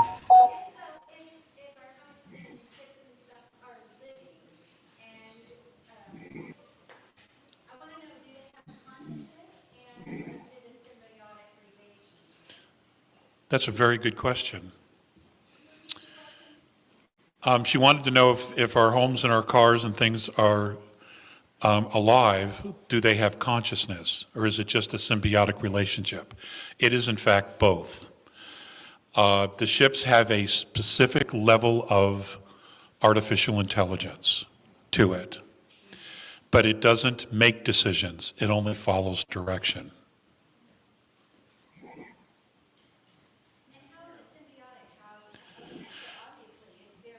I genuinely cannot answer that question because I don't know. I don't know everything. Okay, and I'm so sorry about that. My fuzzy head would explode if I knew everything. So, well, that's the rumor. That's the rumor, yeah, that they've been locked up, and I hear that they're out and they're being distributed. I have not seen one. I don't know anyone who's actually used one. There's a lot of things on the internet that say, yeah, they're using it on the kids and veterans. I don't know that for a fact. I wish I did. I do know they exist. I know the Yays have them, and they're not the only ones. In fact, most ships that do long-distance star travel, they all have the med beds because things happen, and they want to repair their crew and themselves. And the ship itself does exactly what the med bed does. So they've just,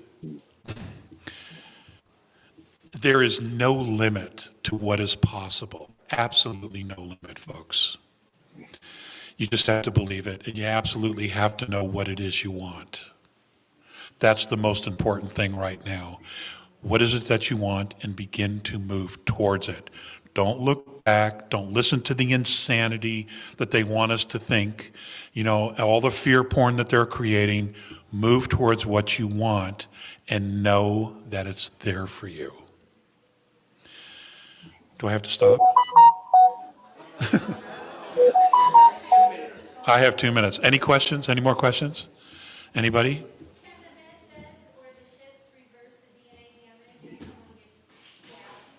There are people that say yes, but I don't know where that information comes. She wanted to know if the med beds can cure the damage done by the vaxes and things like that. I don't know. I hear they can. I don't know for a fact because I haven't seen a med bed, and I don't know anybody who's used one. Yes, ma'am. Yes, there is going to be a reset, ladies and gentlemen. I know there's all kinds of talk about it. It absolutely has to happen. And this next system that we're going to have will be the last financial system the earth is going to use. And it may be in existence 15 years, and then we move out of a monetary system completely. But there is going to be, and I'll tell you why. The system that we've been living under, the fiat, the central banking system, is an absolute travesty. It was set up to enslave. And in order to get these technology out of these labs and these special access projects and black budget projects, is you have to control the money. And that's why the system, this whole system of switching over the monetary system to something of real, genuine value is in fact going to occur. In fact, I don't know if you've been reading Iraqi newspapers. They're revaluing their currency, and it's a gold standard. Russia's already on a gold standard. China is moving to a gold standard. Everybody's going to a gold standard. The United States as well. We have a USN, and I will tell you this straight away. 10 years ago, a group of us had a bunch of dinar and dong. We put all this money together, and we pooled it together with a bunch of other groups. That money is sitting on a pallet in a bank vault in Miami, Florida, a Wells Fargo. We have a contract with Treasury. and it's to be paid in USN, United States note, which is gold backed. This was 10 years ago. I'm telling you, gospel, we have it. We have a paymaster. We're just waiting for them to release it. So it's going to come. It has to. The system we have now is so completely corrupt that it just has to go away. And this system that's coming, it will only be for a transitional period until we learn how to live without a monetary system. Because no one else uses a monetary system. It's basically a barter system. You supply this, we supply that. Okay, it's even, Steven, you walk away, contract's done, everybody's happy.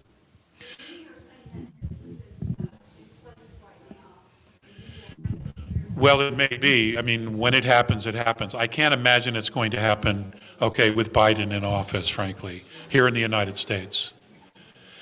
What? I don't want to stop.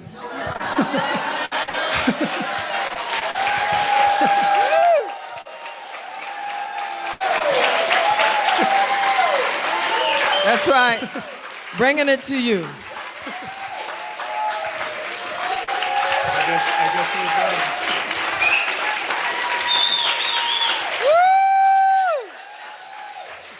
We say thank you. And when I say king, the king of the Andromeda, the king means royalty, it means wisdom keeper. That's all of us here. And we are all that, but yet you have that way of just bringing us the truth with deep appreciation. Do we not?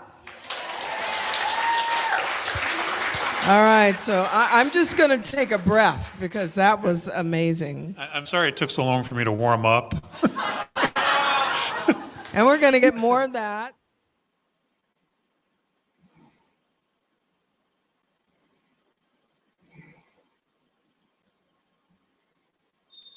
Welcome to Alex Collier's first webinar in 2016. Topics tonight will be current events and time to stop sleepwalking. The last third of the webinar will be a question and answer session. We will try to address one question from each webinar attendee. So have your notepad at the ready, be seated comfortably and enjoy today's webinar. Here's your host, JP. Good afternoon, good morning, and good evening. Welcome to the 6th Alex Collier webinar. My name's JP. I'm here with James Tarkin of alexcollier.org and Alex himself, all bright and bushy-tailed after a lovely new year. And a new year is a new house. Thanks to you, everybody out there. Before I babble on too much, here's Alex and today's webinar. Everybody, hi. Thank you for attending this humble webinar. I just want to say I'm not sure about the bushy tail part, but I am thrilled to be here, and I'm glad to make your acquaintance, all of you. It's an honor and a pleasure to address you, and I just want to tell you how appreciative I am of your time, the 90 minutes we have. I just wanted to say to those who are bootlegging the webinars, you know, I get why you do it. I totally understand that. But understand that this is my only source of income. And in doing a good deed, you're actually kind of hurting me. So just be mindful when you make those decisions, please. Listen, we have a lot of things to talk about today. And of course, I certainly want to get to the Q&A at the end. But a couple of notes, current event things. On January 17th, 220 nautical miles off the coast of Seattle, several buoys registered a 4-foot drop of the Juan de Fuca plate. The Juan de Fuca plate actually butts up against the North American plate, and the Juan de Fuca plate actually runs underneath the North American plate. Now, the last time this went was in 1700, and the tsunami was 60 meters high and went 10 miles inland. I'm only bringing this to your attention because we all have friends or know someone in the Northwest, Washington, Oregon, BC, British Columbia. I just want to give you an FYI on that so that you pay attention. Okay, there's a lot of things going on. There's an enormous amount of energy hitting the planet, and whatever we can't absorb and process and use is being released in different ways. So just, FYI on that, okay? And so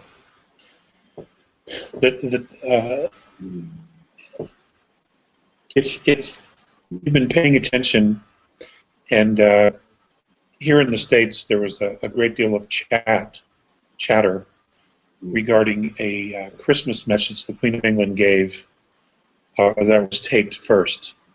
It wasn't used because it was deemed inappropriate. And in that message, she had talked about that this would be everyone's last Christmas, and that they did what they had to do to maintain the royal family, etc. Now, no one really knows what's on her mind. But what's also interesting is that the Pope, not once but twice, actually delivered a very similar message. One in Rome and one at a mass in Argentina, where he said essentially the same thing. This would be the last Christmas. It's interesting. There are so many things going on so many multiple levels that, this all gets back to the changing of the power structure, of the changing of the guard, of the new harmonics coming in and basically blasting the dark, evaporating the power, the hold, the feeling of feeling trapped that humanity has had for quite some time, especially us commoners.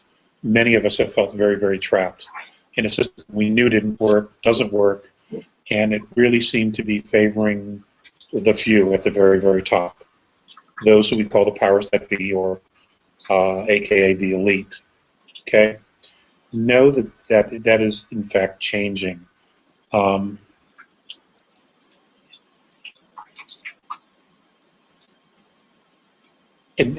we're going to talk about that.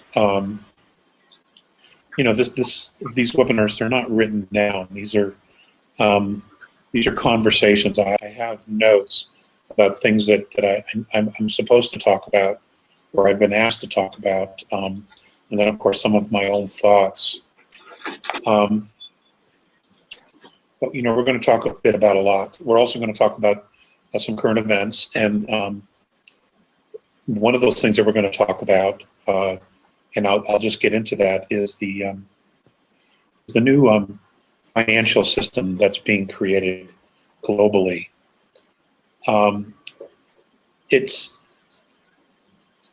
to those who are paying attention, you are seeing the movement from an old fiat system, one where it's strictly controlled by central banks that are by some of the old families of Europe. That is changing. We are moving now to an asset-backed currency system where the actual money is backed by the wealth of each nation. Imagine that, something that's actually worth something. And eventually, hopefully, we'll be moving away from a currency system at some point. Okay, but we're going to need some mentoring for that to happen, because none of us have lived under a system like that, not for thousands and thousands and thousands of years. So, understand that very, very soon you are going to see shifts in the value of currencies. You are going to see currencies that for many, many years that have been worth next to nothing suddenly having great value, because the assets of those nations are some of these nations that had worthless currency, had actually, the assets of those countries are actually staggeringly wealthy when it comes to natural resources and minerals, et cetera, et cetera. An example is the Iranian rial is about to pop, as all sanctions today in the United Nations Security Council, which passed unanimously to lift all sanctions completely. It's done. They are a free nation again without sanctions. I understand that a few companies inside Iran have some sanctions, but the country itself is actually free now of sanctions. We have other countries in the Middle East as well, Africa, that are in transition as well, that have enormous wealth, that they will be free to develop on their own. And so, you know, these are all very, very positive steps. And if you're paying attention to those countries and you are in a position to get some of those currencies before they reinstate old values or revalue those currencies, you might be in a position to really help your families tremendously. That is imminent. It's anytime between now and more than likely the 15th of February when these things start to happen and click. So, you know, pay attention to that. Okay, there's plenty of research, there's plenty of information on the internet regarding that. You know, be wise as serpents and gentle as a dove, or harmless as a dove, I think the old saying is. But certainly take a look at it, because some of these are very, very real. These things are in fact going to occur, and we all deserve abundance. There's absolutely no reason we all can't be abundant and have prosperity. Okay, and if your belief system is otherwise, you might want to check that belief system at the door and rethink it. And just for a few moments, or you know, for the rest of your life, just imagine you have a lot of abundance and you are abundant. Just imagine what it would be like to live that way. Because you can. Don't limit your idea of abundance to your job or what you're doing. Okay, the universe, its job is to respond to your desires and your genuine emotionality when in prayer. Okay, the more genuine your emotions are when you pray, you know, the sooner the universe responds. It's not about repetition, folks. Okay, it is absolutely not about repetition. Okay, Catholics got that all wrong. Sorry.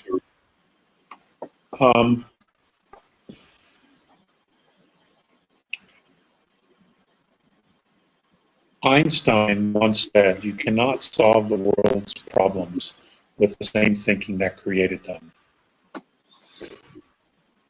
Now, I'm going to use that as a springboard. It is time for us to begin to create a new domain of knowing. What am I talking about?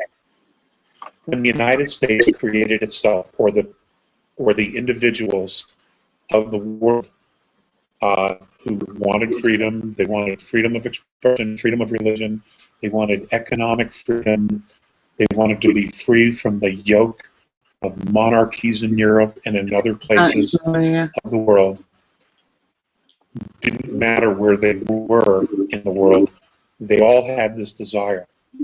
And this desire literally created a new domain of knowing. Now that domain of knowing, of individual freedoms and liberties, manifested itself physically in the form of the United States of America. That was the first manifestation of this desire. And the rest is history. Okay, America happened against all odds, literally against all odds, and it became a beacon of hope to a lot of people. And it had remained a beacon of hope, you know, for a very, very long time. Unfortunately, it does not have that same reputation or hold that same light any longer. And there are many reasons for that. And there have been many attempts to undermine the United States, but the reality of the situation here in the United States, the responsibility for the condition of the country at this point does in fact pretty much is the responsibility of the people here. We became apathetic and we allowed the country to take a different direction, be controlled by politics, bankers, international corporations, and now we are more leaning towards fascism than freedom. Okay, but that's the responsibility of the American people. But globally, you see many people now challenging the power structure. And this is incredibly positive.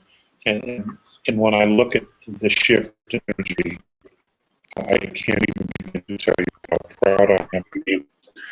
Hi, Maria. Just going to make a comment. Yeah. Merry Christmas to you, Bishop, over there. I don't do Christmas myself. You're just in kind distress, Bishop. Why? Panicking the damn parcels I ordered and promised to arrive before Christmas won't be until after. So embarrassing. Arrive without presents. It's a thought that counts, Maria. At least, you know, these times we're living in, anything could happen. It's all that effort, you know, those individuals there for. I'm sure they're going to appreciate you for you, regardless. So, thinking of you. I've injured my foot, so I'm having to bed rest. It's really pathetic. Good morning to you. Yeah, up, back to sleep. I didn't get any hardly any sleep. I'm like pain in my bloody ankle. Hit my ankle, my wheelchair, my metal part. So it's cracked. It's not a big fracture, it's just a very hairline. My carers think so, strapped up, painkillers, and so I'm still very tired. But I dose myself up in hot tea in a minute. It's raining cats and dogs apparently over here. So it's playing this in the background because of the there's a lot of going on in the world. So I thought, well, Bill Cooper, before he passed away, knows he was getting the truth out a long time ago. And things I know about already a long time ago to date. So it's sort of relevant. And then this guy, his original interview that you see on the image, Alex, he encountered things. This first interview, 1995, and then I didn't know he had his own website. So, yeah, some of his stuff now as he's older is interesting. Anyway.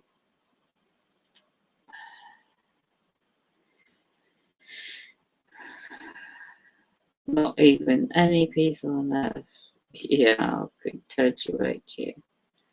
I hope you're alright and in peace.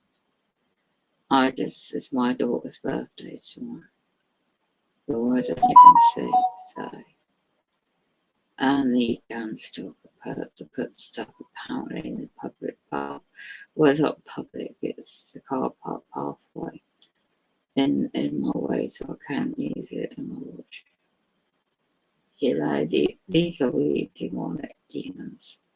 Their souls are possessed. Yeah, there's a lot of them around you. Or a lot of places. Anyway, just reading your comments. Oh, hello, Empowered. I didn't see it. I'm streaming on 2 channels. How are you?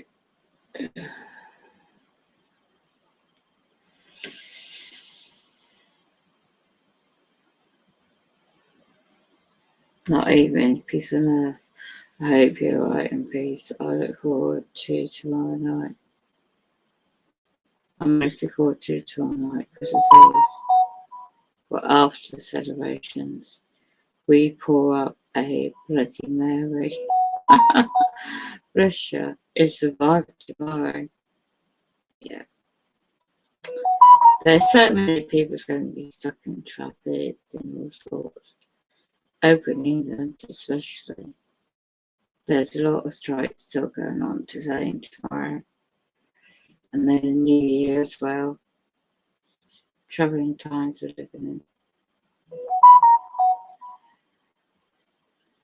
In Sweden, the 24th is a big day. Oh, right. I see. Guess I have to put my ass out and out of the bed and get started as soon as possible. Not to mention it all. Best you be safe out there. Circle whining on your page, that's alright. Desperation is a burger. It's like something paralyzed me for a while now. Yeah, I know exactly what you mean by that. Got more intense since a year back, like mentally flatline, yeah, like your soul catching. You know what I mean? Exactly. I will listen and find strength, yeah. Face to the air. Find some mango. I hear you're snoring. Is it? Yeah, they control the brain. Their frequencies are strong, so really, really high. The neuron monitoring and the brain interface. Want to say, I think you're lovely, nice, pleasure lady. Thank you, and you too. I always got a lot of nagging from my children, so I need strong armor. Yes, definitely. Oh, definitely. And some mental preparations, yes. It's like some cat eater part. Yes, could tell he knows a lot, yeah. But you can hear I'm very exhausted and tired, literally. Oh, when I wake up, it's 11 o'clock, just gone, UK time. I don't function yet properly. Yeah, I've worked whatever as demons, real ones, exactly. And not delusional, exactly. On the contrary, exactly. Exactly. I'm just going to pop paper to a backup channel. So I think, oh,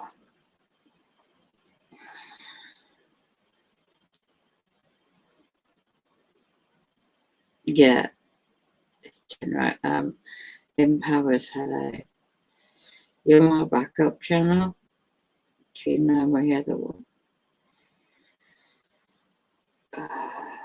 They're doing the frequencies really strong. I'm glad you got the Discord sorted out.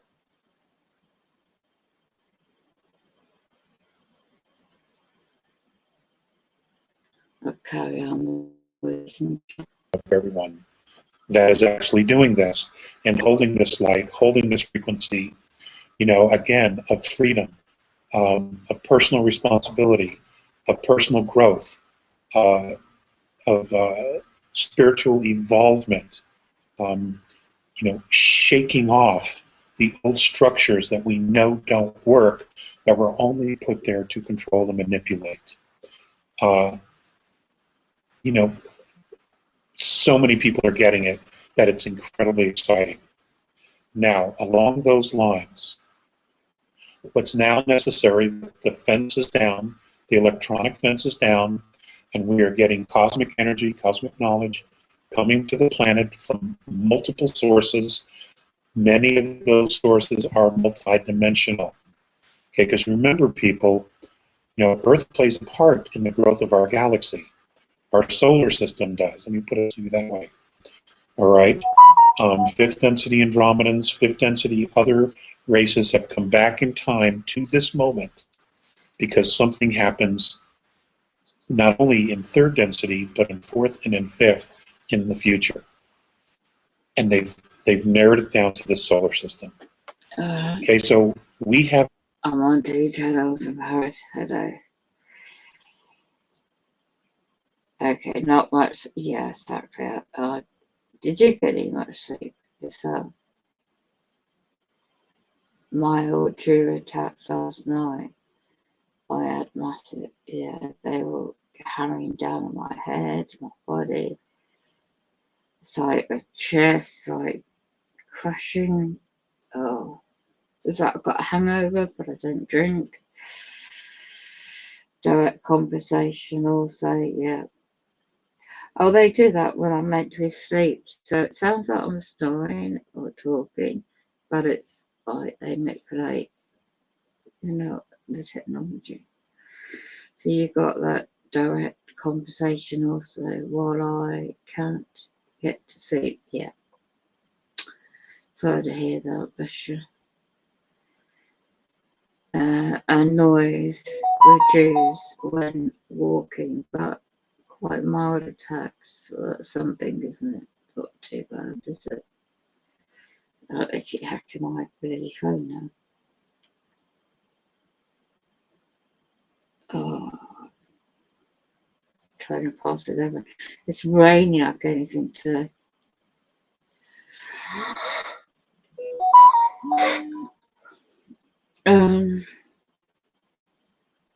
I couldn't get to sleep. No.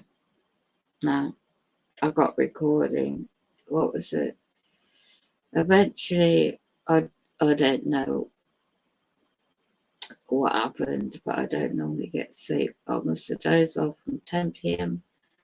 Woke up about 12 something p.m. a.m. time, and then I couldn't get sleep till 3:30, but it wasn't proper sleep. It was tossing and turning. So I don't know. I woke up 6:30, broken. It wasn't for 8 hours. Don't know how many. So I had to stay back somehow, try and get some sleep. And I'm still not asleep properly, but exhausted.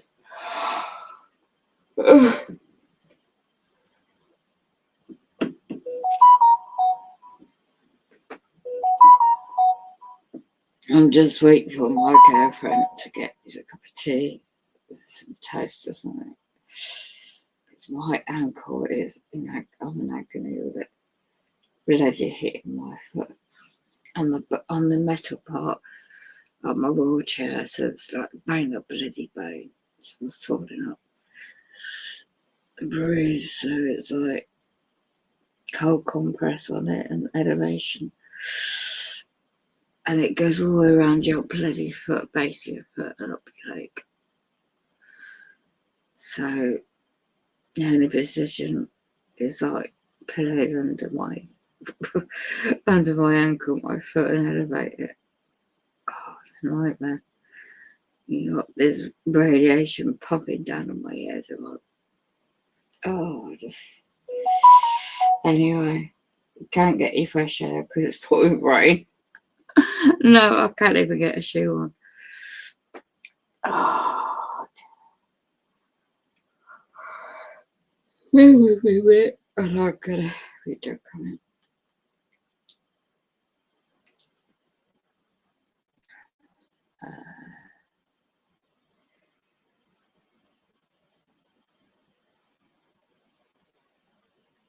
Okay.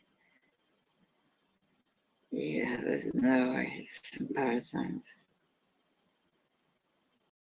Yeah, that's right. Yeah, that's what it feels like, isn't it? It feels like a medium hangover, but I don't drink alcohol. Yeah. It's on and off, is it? It's constant. It's been constant raining here, up here. If your foot's very bad. Oh my God, you wouldn't want to go A&E, bless your heart. You know why could I ever go there? You know all the chaos is. Major critical bloody crash in the system, aren't they? I thought I'd post a video or something, or on TikTok they give me a strike because I found a lot of evidence out the other day. Oh my God. 14 hours, 20 hours waiting an ambulance. They can't get beds for people. In my physical situation, in that environment, oh no, it doesn't safe. I've got my care friends, private arrangement are well, two of them are former medically trained in the different field they used to work in years ago. So thank goodness I got their skills. So they checked me over yesterday. And I already knew basic stuff, but what to do, but yeah. They checked online, different websites as well, as a backup, but yeah. I know healthcare is affected, but they have sort of breaks, etc. for me in the past. That's good for you. That's really helpful. I'm glad to hear that, but they never do it for me. Never. Oh no.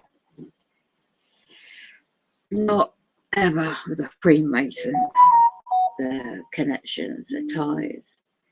I've had nothing but negative experiences. Let me replay this now. Have a role to play. We do. To think that to even think for a moment that you don't mean anything, that your life doesn't mean much, that you can't make a change, that you're not able to change anything, it's just simply not true. Okay? You have more power, you have more ability than you realize. Yeah, and I want to tell you that the shift that is occurring already on the planet. Let me show my other channel. I'm just so proud of us. I truly am. It's just amazing the things that are occurring on the planet. The hold of the dark is lessening by the day, and as it continues to get weak, and the structures that we have all been living under for so many thousands of years, us, our ancestors, our etc., power structure, as it collapses, there's going to be a vacuum. Okay? The people on this planet, the majority on this planet, it's time to start thinking what it is that we want. What kind of world do we want? What kind of a structure do we want to live under? What kind of a government do we envision? Do we want something, I mean, do we want something that is similar to the United States? Or do we want to add other components? It is time for the people to have this dialogue. All right, we need to have this dialogue with each other. This is not where we spiritually continue to evolve and then we let the governments, as they collapse, decide they're going to put in something different now. No, we cannot trust them to do the right thing. We have seen this over and over and over again. And we need to manage our governments because ultimately it's the people who create the government to serve the people. The other way around. So we need, I have been asked to emphasize this to all of you. We have to start thinking about what the world looks like after the regressives in this power structure, this dark controlling power structure is going to be a vacuum. Once it goes, how are we going to fill that space with what we want? And that's exactly what we want to do. We don't want the bad guys to do anything else here. All right? We want to create a vibration, a frequency, a harmonious dialogue between all people on the planet so that we can all communicate genuinely about what it is that we want. And we will have the resources, okay, to put those things in place. But what we need is the leadership, all right? And there are so many of you who are extraordinary beings. And I cannot stress that enough. You are absolutely extraordinary beings.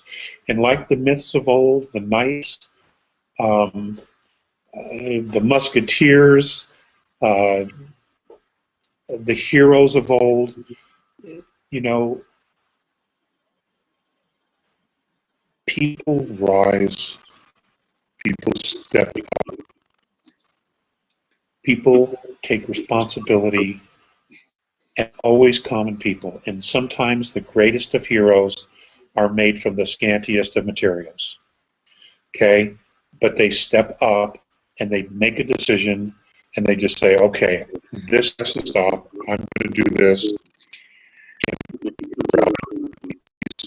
Beings, both men and women, they end up becoming heroes and what myth and legends are. And because they step up and they make a decision that this is as far as it's going to go, I'm going to make a change. And it's something incredibly simple. It's just having the courage and the will to say, I'm going to truly make a difference. And, you know, divine guidance, divine providence, the isness, Creator, God, the Holy Spirit, the soul, whatever name you use, that part of you knows who you are, it knows your true strengths. And once we move the ego out of the way, that part of that.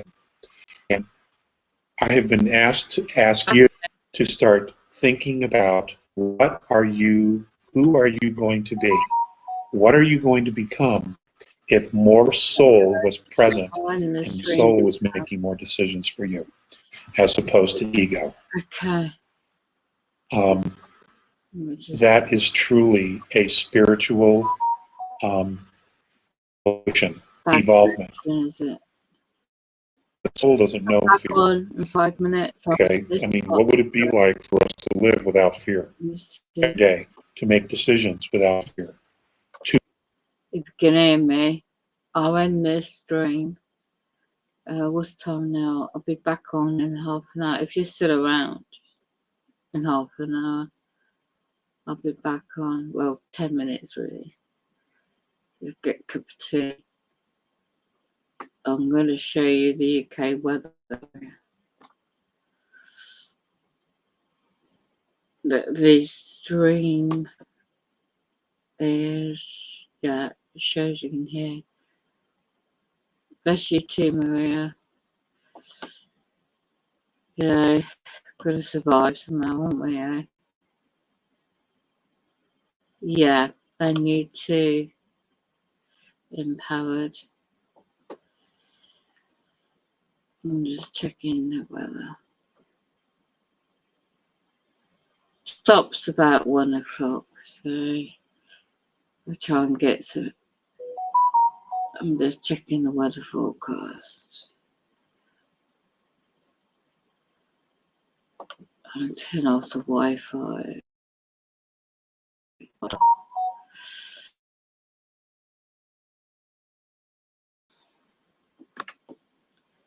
It's going to stop eventually.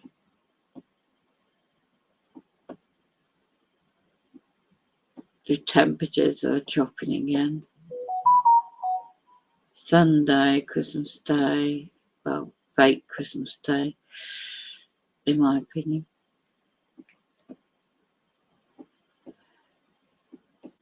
Monday as well. So Tuesday next week, the temperatures are dropping. The plan was, they're dropping. I knew they would start dropping again to bring in the colder weather. So it's just, look, I knew it next week. Leading up to New Year's Eve and Christmas Day. They're gone right down again at night.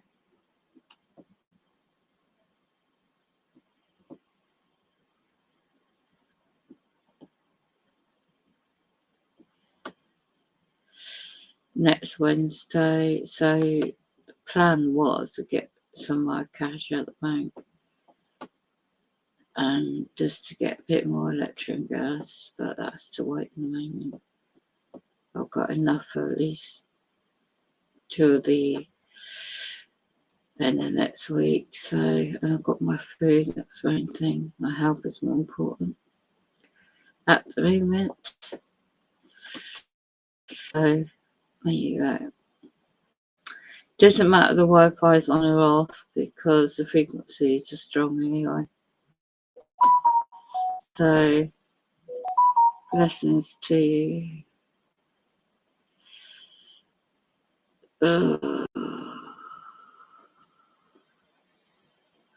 Here too, hoping for. Are you hoping for snow? I know it's beautiful, Maria. Right? It is. I'll keep this stream for a bit because I'm so tired.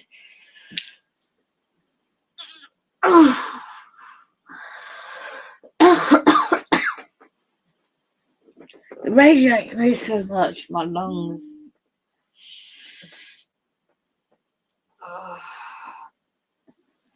Yeah, it's pretty, really is pretty to see, isn't it? But practicality for people in my situation, many people like me, elderly, disabled, well, anyone trying to get away for holidays, I suppose. It's going to be treacherous for them. But if you don't have to go anywhere and you got a log fire, the thing I love about I used to have was a log fire, well, a coal fire in those days.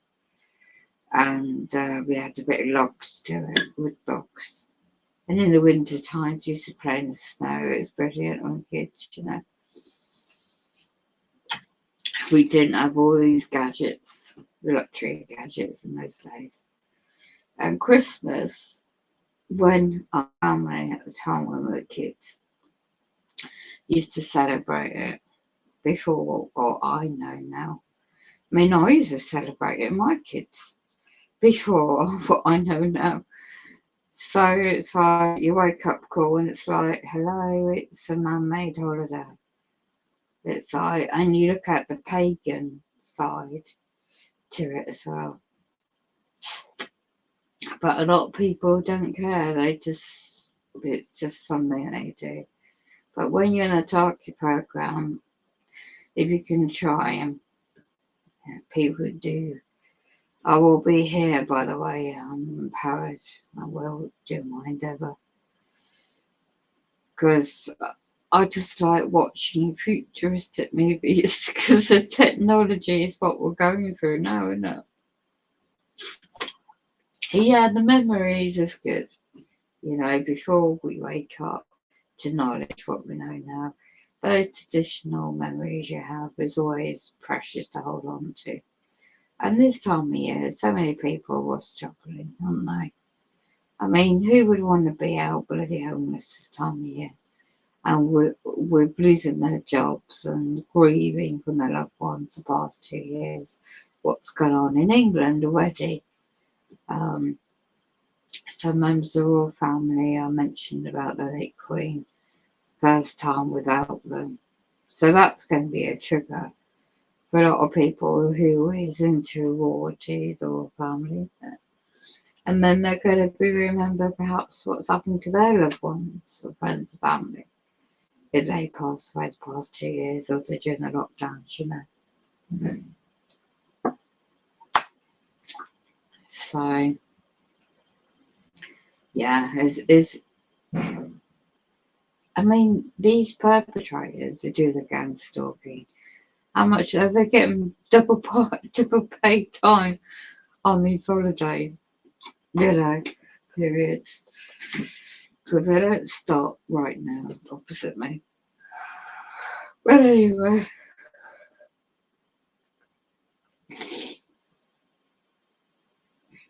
I do like my mince pie though, the fresh cream. It can't be. My late mum used to cook. I used to make the pastry, and I need to look at a recipe to see if I've got 2 of my carer friends who's offered to stay overnight because my foot is not great. I'm not too good, so one's going to keep on the settee, one's going to make shift bed on the camping stuff I've got. So they're going to take it in turns and try and learn and watch videos. It's going to be funny. How to make fresh bread, you know, fresh bread. Because years ago, when my late mum used to do it, we had the old-fashioned cookers. And these were like proper old-fashioned because we had the chimney that went up through the roof. It was really, those type of old cookers now, is more modernised now, are worth thousands of pounds. But in those days, we had it built into the house. And we had a coal fire. So we had, in Christmas period time, we didn't need nothing. Because we grew our own foods in the garden throughout the year. We had the winter fruit and vegetables. And a Friday, you know, so the only thing I was going to get later, which I know there's a Turkish, or I don't know what nationality it is, really. They've got some fruit and veg there, and the access in the wheelchair is safe. Fingers crossed it still will be. And I don't need much. I find the red potatoes are so much easier to boil, and then half boil and then put in the oven to roast them. But I'm aware of the power cuts, anything can happen in England with the way things are. So I suggested that they just look at ways of maybe, you know, making bread without the yeast. I've got yeast in anyway. I've got herbs. So I've got a slow cooker. So these chicken thighs, because I don't do big, always make do. So these chicken thighs be untowed, and there'd be just enough in there, and parsley, herbs, butter, really lovely taste. And then you just, you know, I don't know anybody else, but you learn how to use up the vegetables. I wanted to get very basic. I'm not into all these trimmings and all these luxuries. I wasn't raised that way. So it's just the basics for your health. You can also use leftovers as a stew, a broth. So my situation, if you're laid up like I am, it really helps the immune system to keep. If you can't eat much, at least you can drink. Keep warm, keep your leg elevated. This is how I've learned to do it anyway. Elevation, rest, hot drinks and soups, and bread. But I don't really need bread, but I wanted to see if they could make it. And it's something different in it. So I've got a mixing bowl and I've got flour. And I'm just going to rewatch. I've got natural oil You know, this is like coconut oil. This is really good stuff you can use it for. Yeah, so that'd be interesting. Anyway, go back to the snow. It's like where we used to live many moons ago. My family, when we were growing up, we lived on an the old houses we had. It's our first type modernisation of a house we had. So the houses were built for the military, and we lived in Navy Town at the time. And my bedroom window, you pulled the window from inside. It's like built into the roof, and you could see over the beautiful coastline and over the river, and a beautiful clear night. You could see the stars, and it's a crisp night. It was so beautiful and so relaxing just to see nature, really. We had a bath in the bathroom that was sunken into the ground, built into the ground. So we had steps to walk into it. It's a long time ago, and nowadays you got it. But in those days, you never heard about it unless you're very wealthy. But we would just happen to have a place that these houses were sold off from the military into the public domain. So we got a house, well, the family did. And we were split level. So you had the kitchen, dining area side at the lower ground. Then the middle ground was a lounge, toilet, spare room, and then another bedroom. Go up some more steps, you had then the back door, and that led into the garden. So it's literally built on the hillside, and it was cut away. So we had a lovely patch of, again, growing our own foods, that kind of thing. And then you got some more steps. And on the right, you got a bedroom, another bedroom, another bedroom. So it's really well. And then right down in the kitchen area to the lounge, to the wall. Apparently, if you knock down the wall, they had their built-in bunkers, shelters. And I always wanted my family members say, why don't you just knock down the wall and build it? You know, just that's a real good shelter. It's a fallout shelter, perhaps. I was so, you know, I don't know, I did my time at the time, and it was like you could installate and build up your storage in that underground bunker, but they sealed it all off. And it's a shame, really, because there wasn't any ventilation, I don't think. But we saw the blueprint building plans. I didn't know what I was looking at, but apparently it was, yeah. I don't know why the military sold it off, the houses and the land. But anyway, yeah, snow, eh? Oh, and when it did snow, you couldn't even get up a car up the hill. And if you did, you were sliding back down. So people would park their cars down the top of the hill, where our houses were right at the top. So you had a method of like zigzag, you know, walking, and these steps, because you had the steps and rails coming up towards where we lived. And it was so dangerous. I tell you, there was no grit or anything or salt in those days that was used. So you had to have sturdy rubber boots, were famous in them days, rubber soles, and you just lay it up. You just did the really old-fashioned way of making do. and we had radiators, no log fires, nothing like that. It all went, we missed all that in those days, but we made do, and we had old-fashioned blankets left over from when we were kids growing up, so we were well snugged up. But my late mum at the time was a very good cook.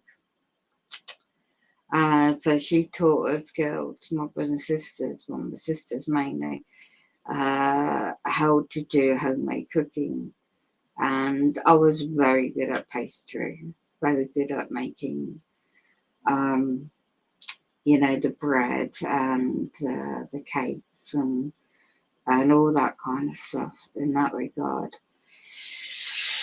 Yeah, and you can't beat a lamb stew. But I don't eat meat anymore, so excuse me. Oh, apart from the chicken. Anyway, I've got to get my herb tea.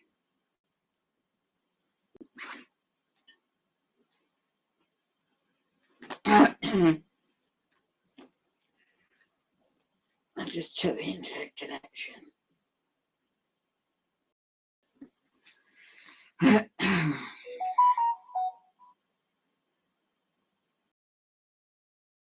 Oh, what's the time now? Okay. Let it snow, let it snow, let it snow. Let's have a look. Yeah, weather. Oh, damn.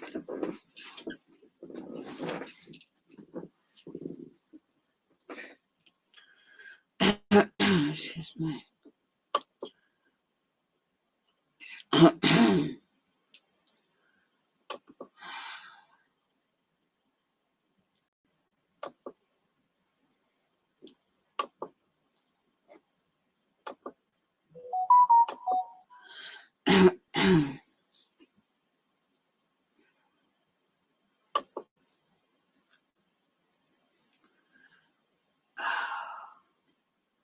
But the next day I've been injured, but it's just more painful since you hurt it.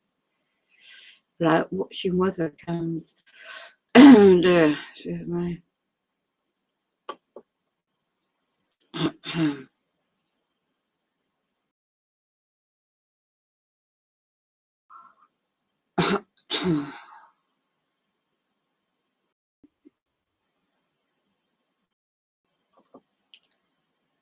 Best of views, yes, Maria. Oh yeah, me too. Nice and cozy, but a lot of work. Yeah, with the firewood, definitely. We had chores to do. The generation missed a lot of those good times, exactly. I live right upon a oh my gosh. Wow. I live right upon a military bunkers. Hard rock granite. Guess one's not invited. Oh my god. But we'll find some secret old entrances. Wow. Have you seen that occult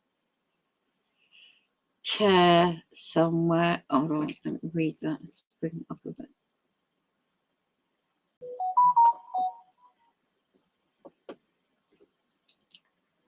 Have you seen that occult cave somewhere at the Welsh coast?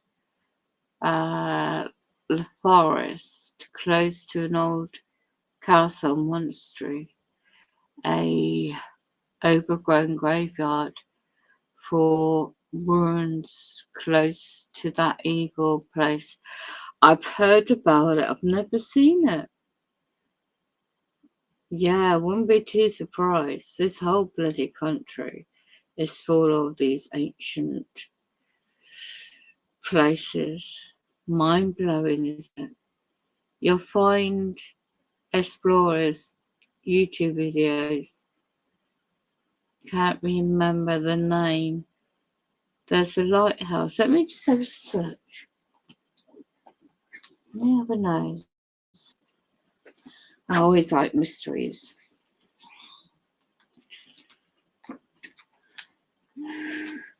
Right. Pentatral.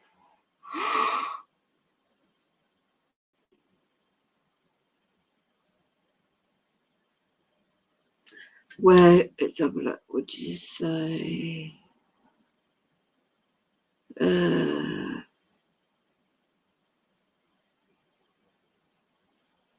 Castle Monastery. Just observe. Let me just see if that works. I was my head hurts.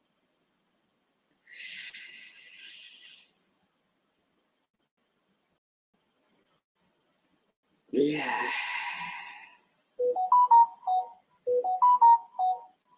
I'm breaking up. Okay, I'm already tells me.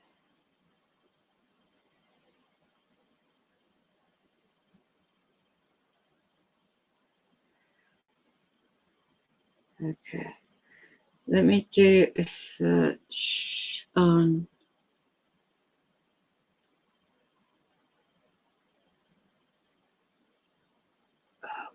what kills me. Painful, but it's not painkillers. So I'm just looking for what he said. Explorers. Welsh.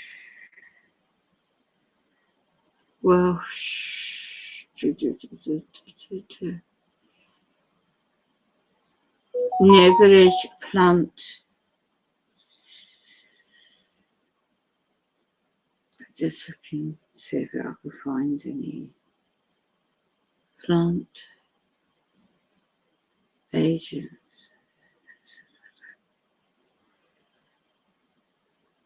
Plant agents. Nobody seems to have identified that mark inside the old plant agent sign. A sprout. People think it was built much later. I believe it's a Druid. Yeah, for blood sacrifice gives goosebumps. Yeah. See you later. Hope you feel busy. Hope you'll be a busy bee. It's dark. It is dark so early. Yeah, that's true.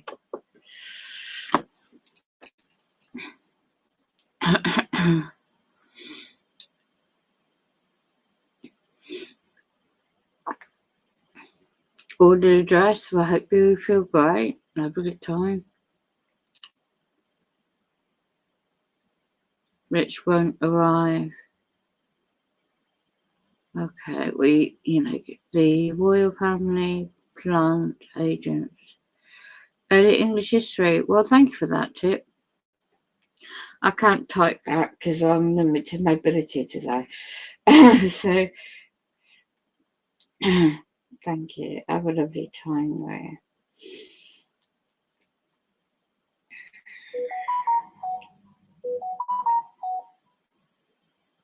I'll type in that, never knows.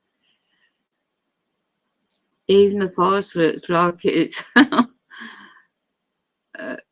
Jewish.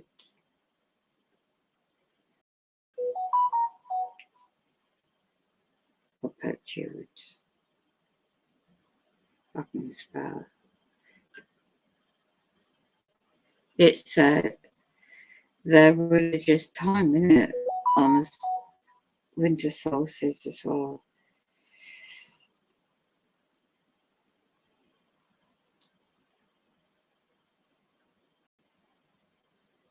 How Jews became Christians, isn't it?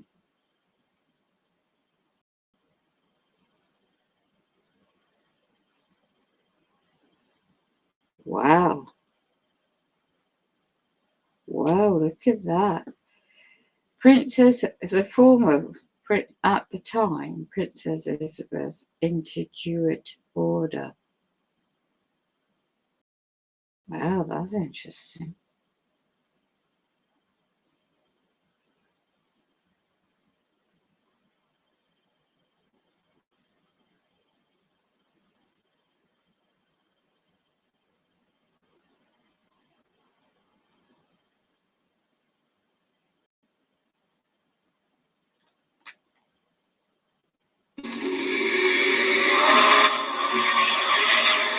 In a beautiful Welsh glade at Mountain Ash, the Gorset Circle had been erected for the National Eisteddfod of Wales.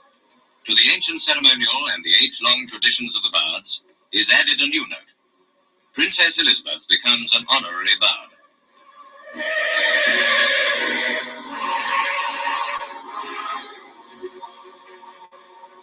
In the same valley, a few hundred yards away, are the Pitts and Colliery villages of Wales, but here for a little while, the past and the present meet.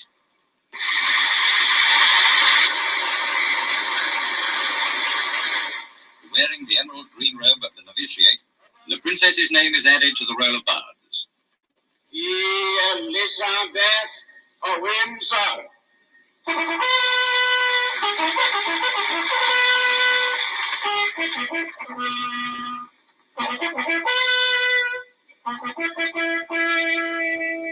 An archdruid salutes a princess, and Wales remembers yet another Eisteddfod.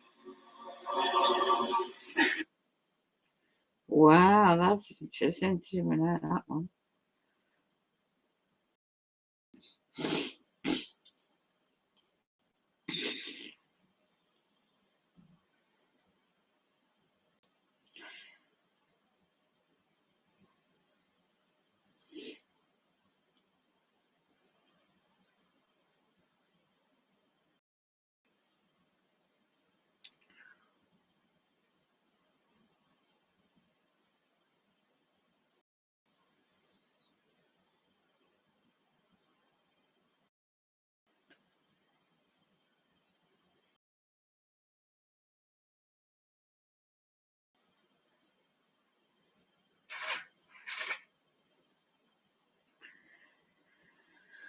Well, that'd be interesting to have a look at.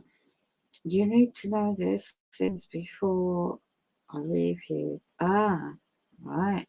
Georgia Maxwell, be relevant about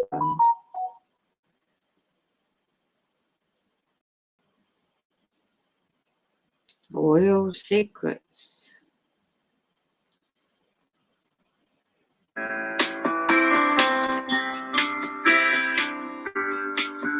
At the funeral. Please don't forget to subscribe and turn on the notification bell for updates.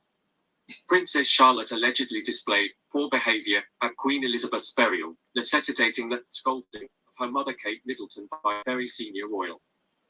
The world was taken aback when Princess Charlotte, 7, and Prince George, 9, marched in Queen Elizabeth's funeral procession. According to My London, as Kate Middleton's 2 oldest children arrived at Westminster's Welling Arch, George looked to pinch his younger sister.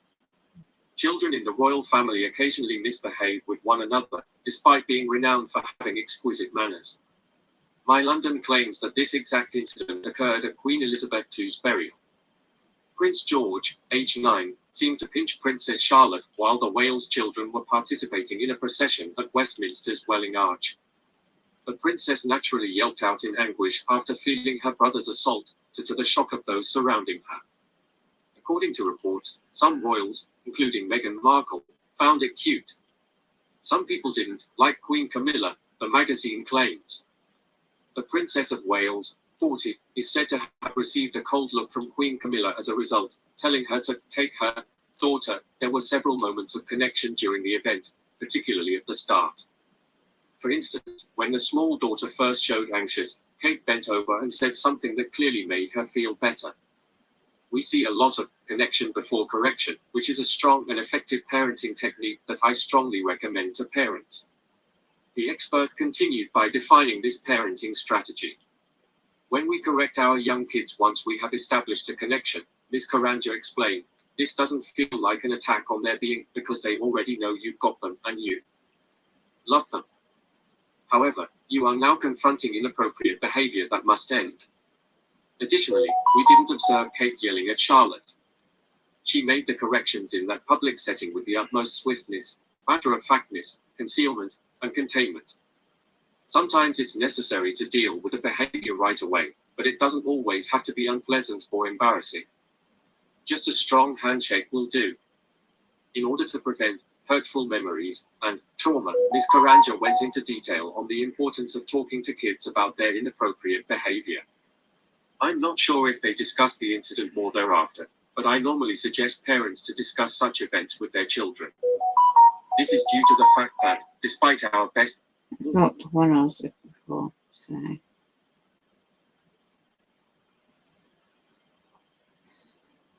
Oh, I found it.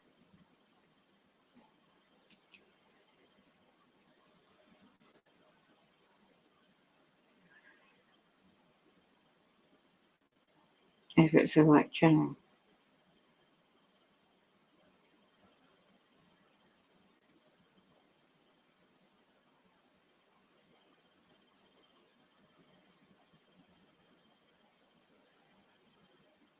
Okay, I can't find it for now. But anyway, I shall call it a day, 12 o'clock UK. Take care. Have a best time with your family members.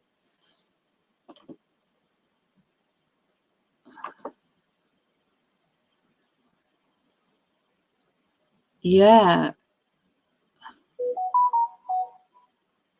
they are definitely. Definitely, Maria.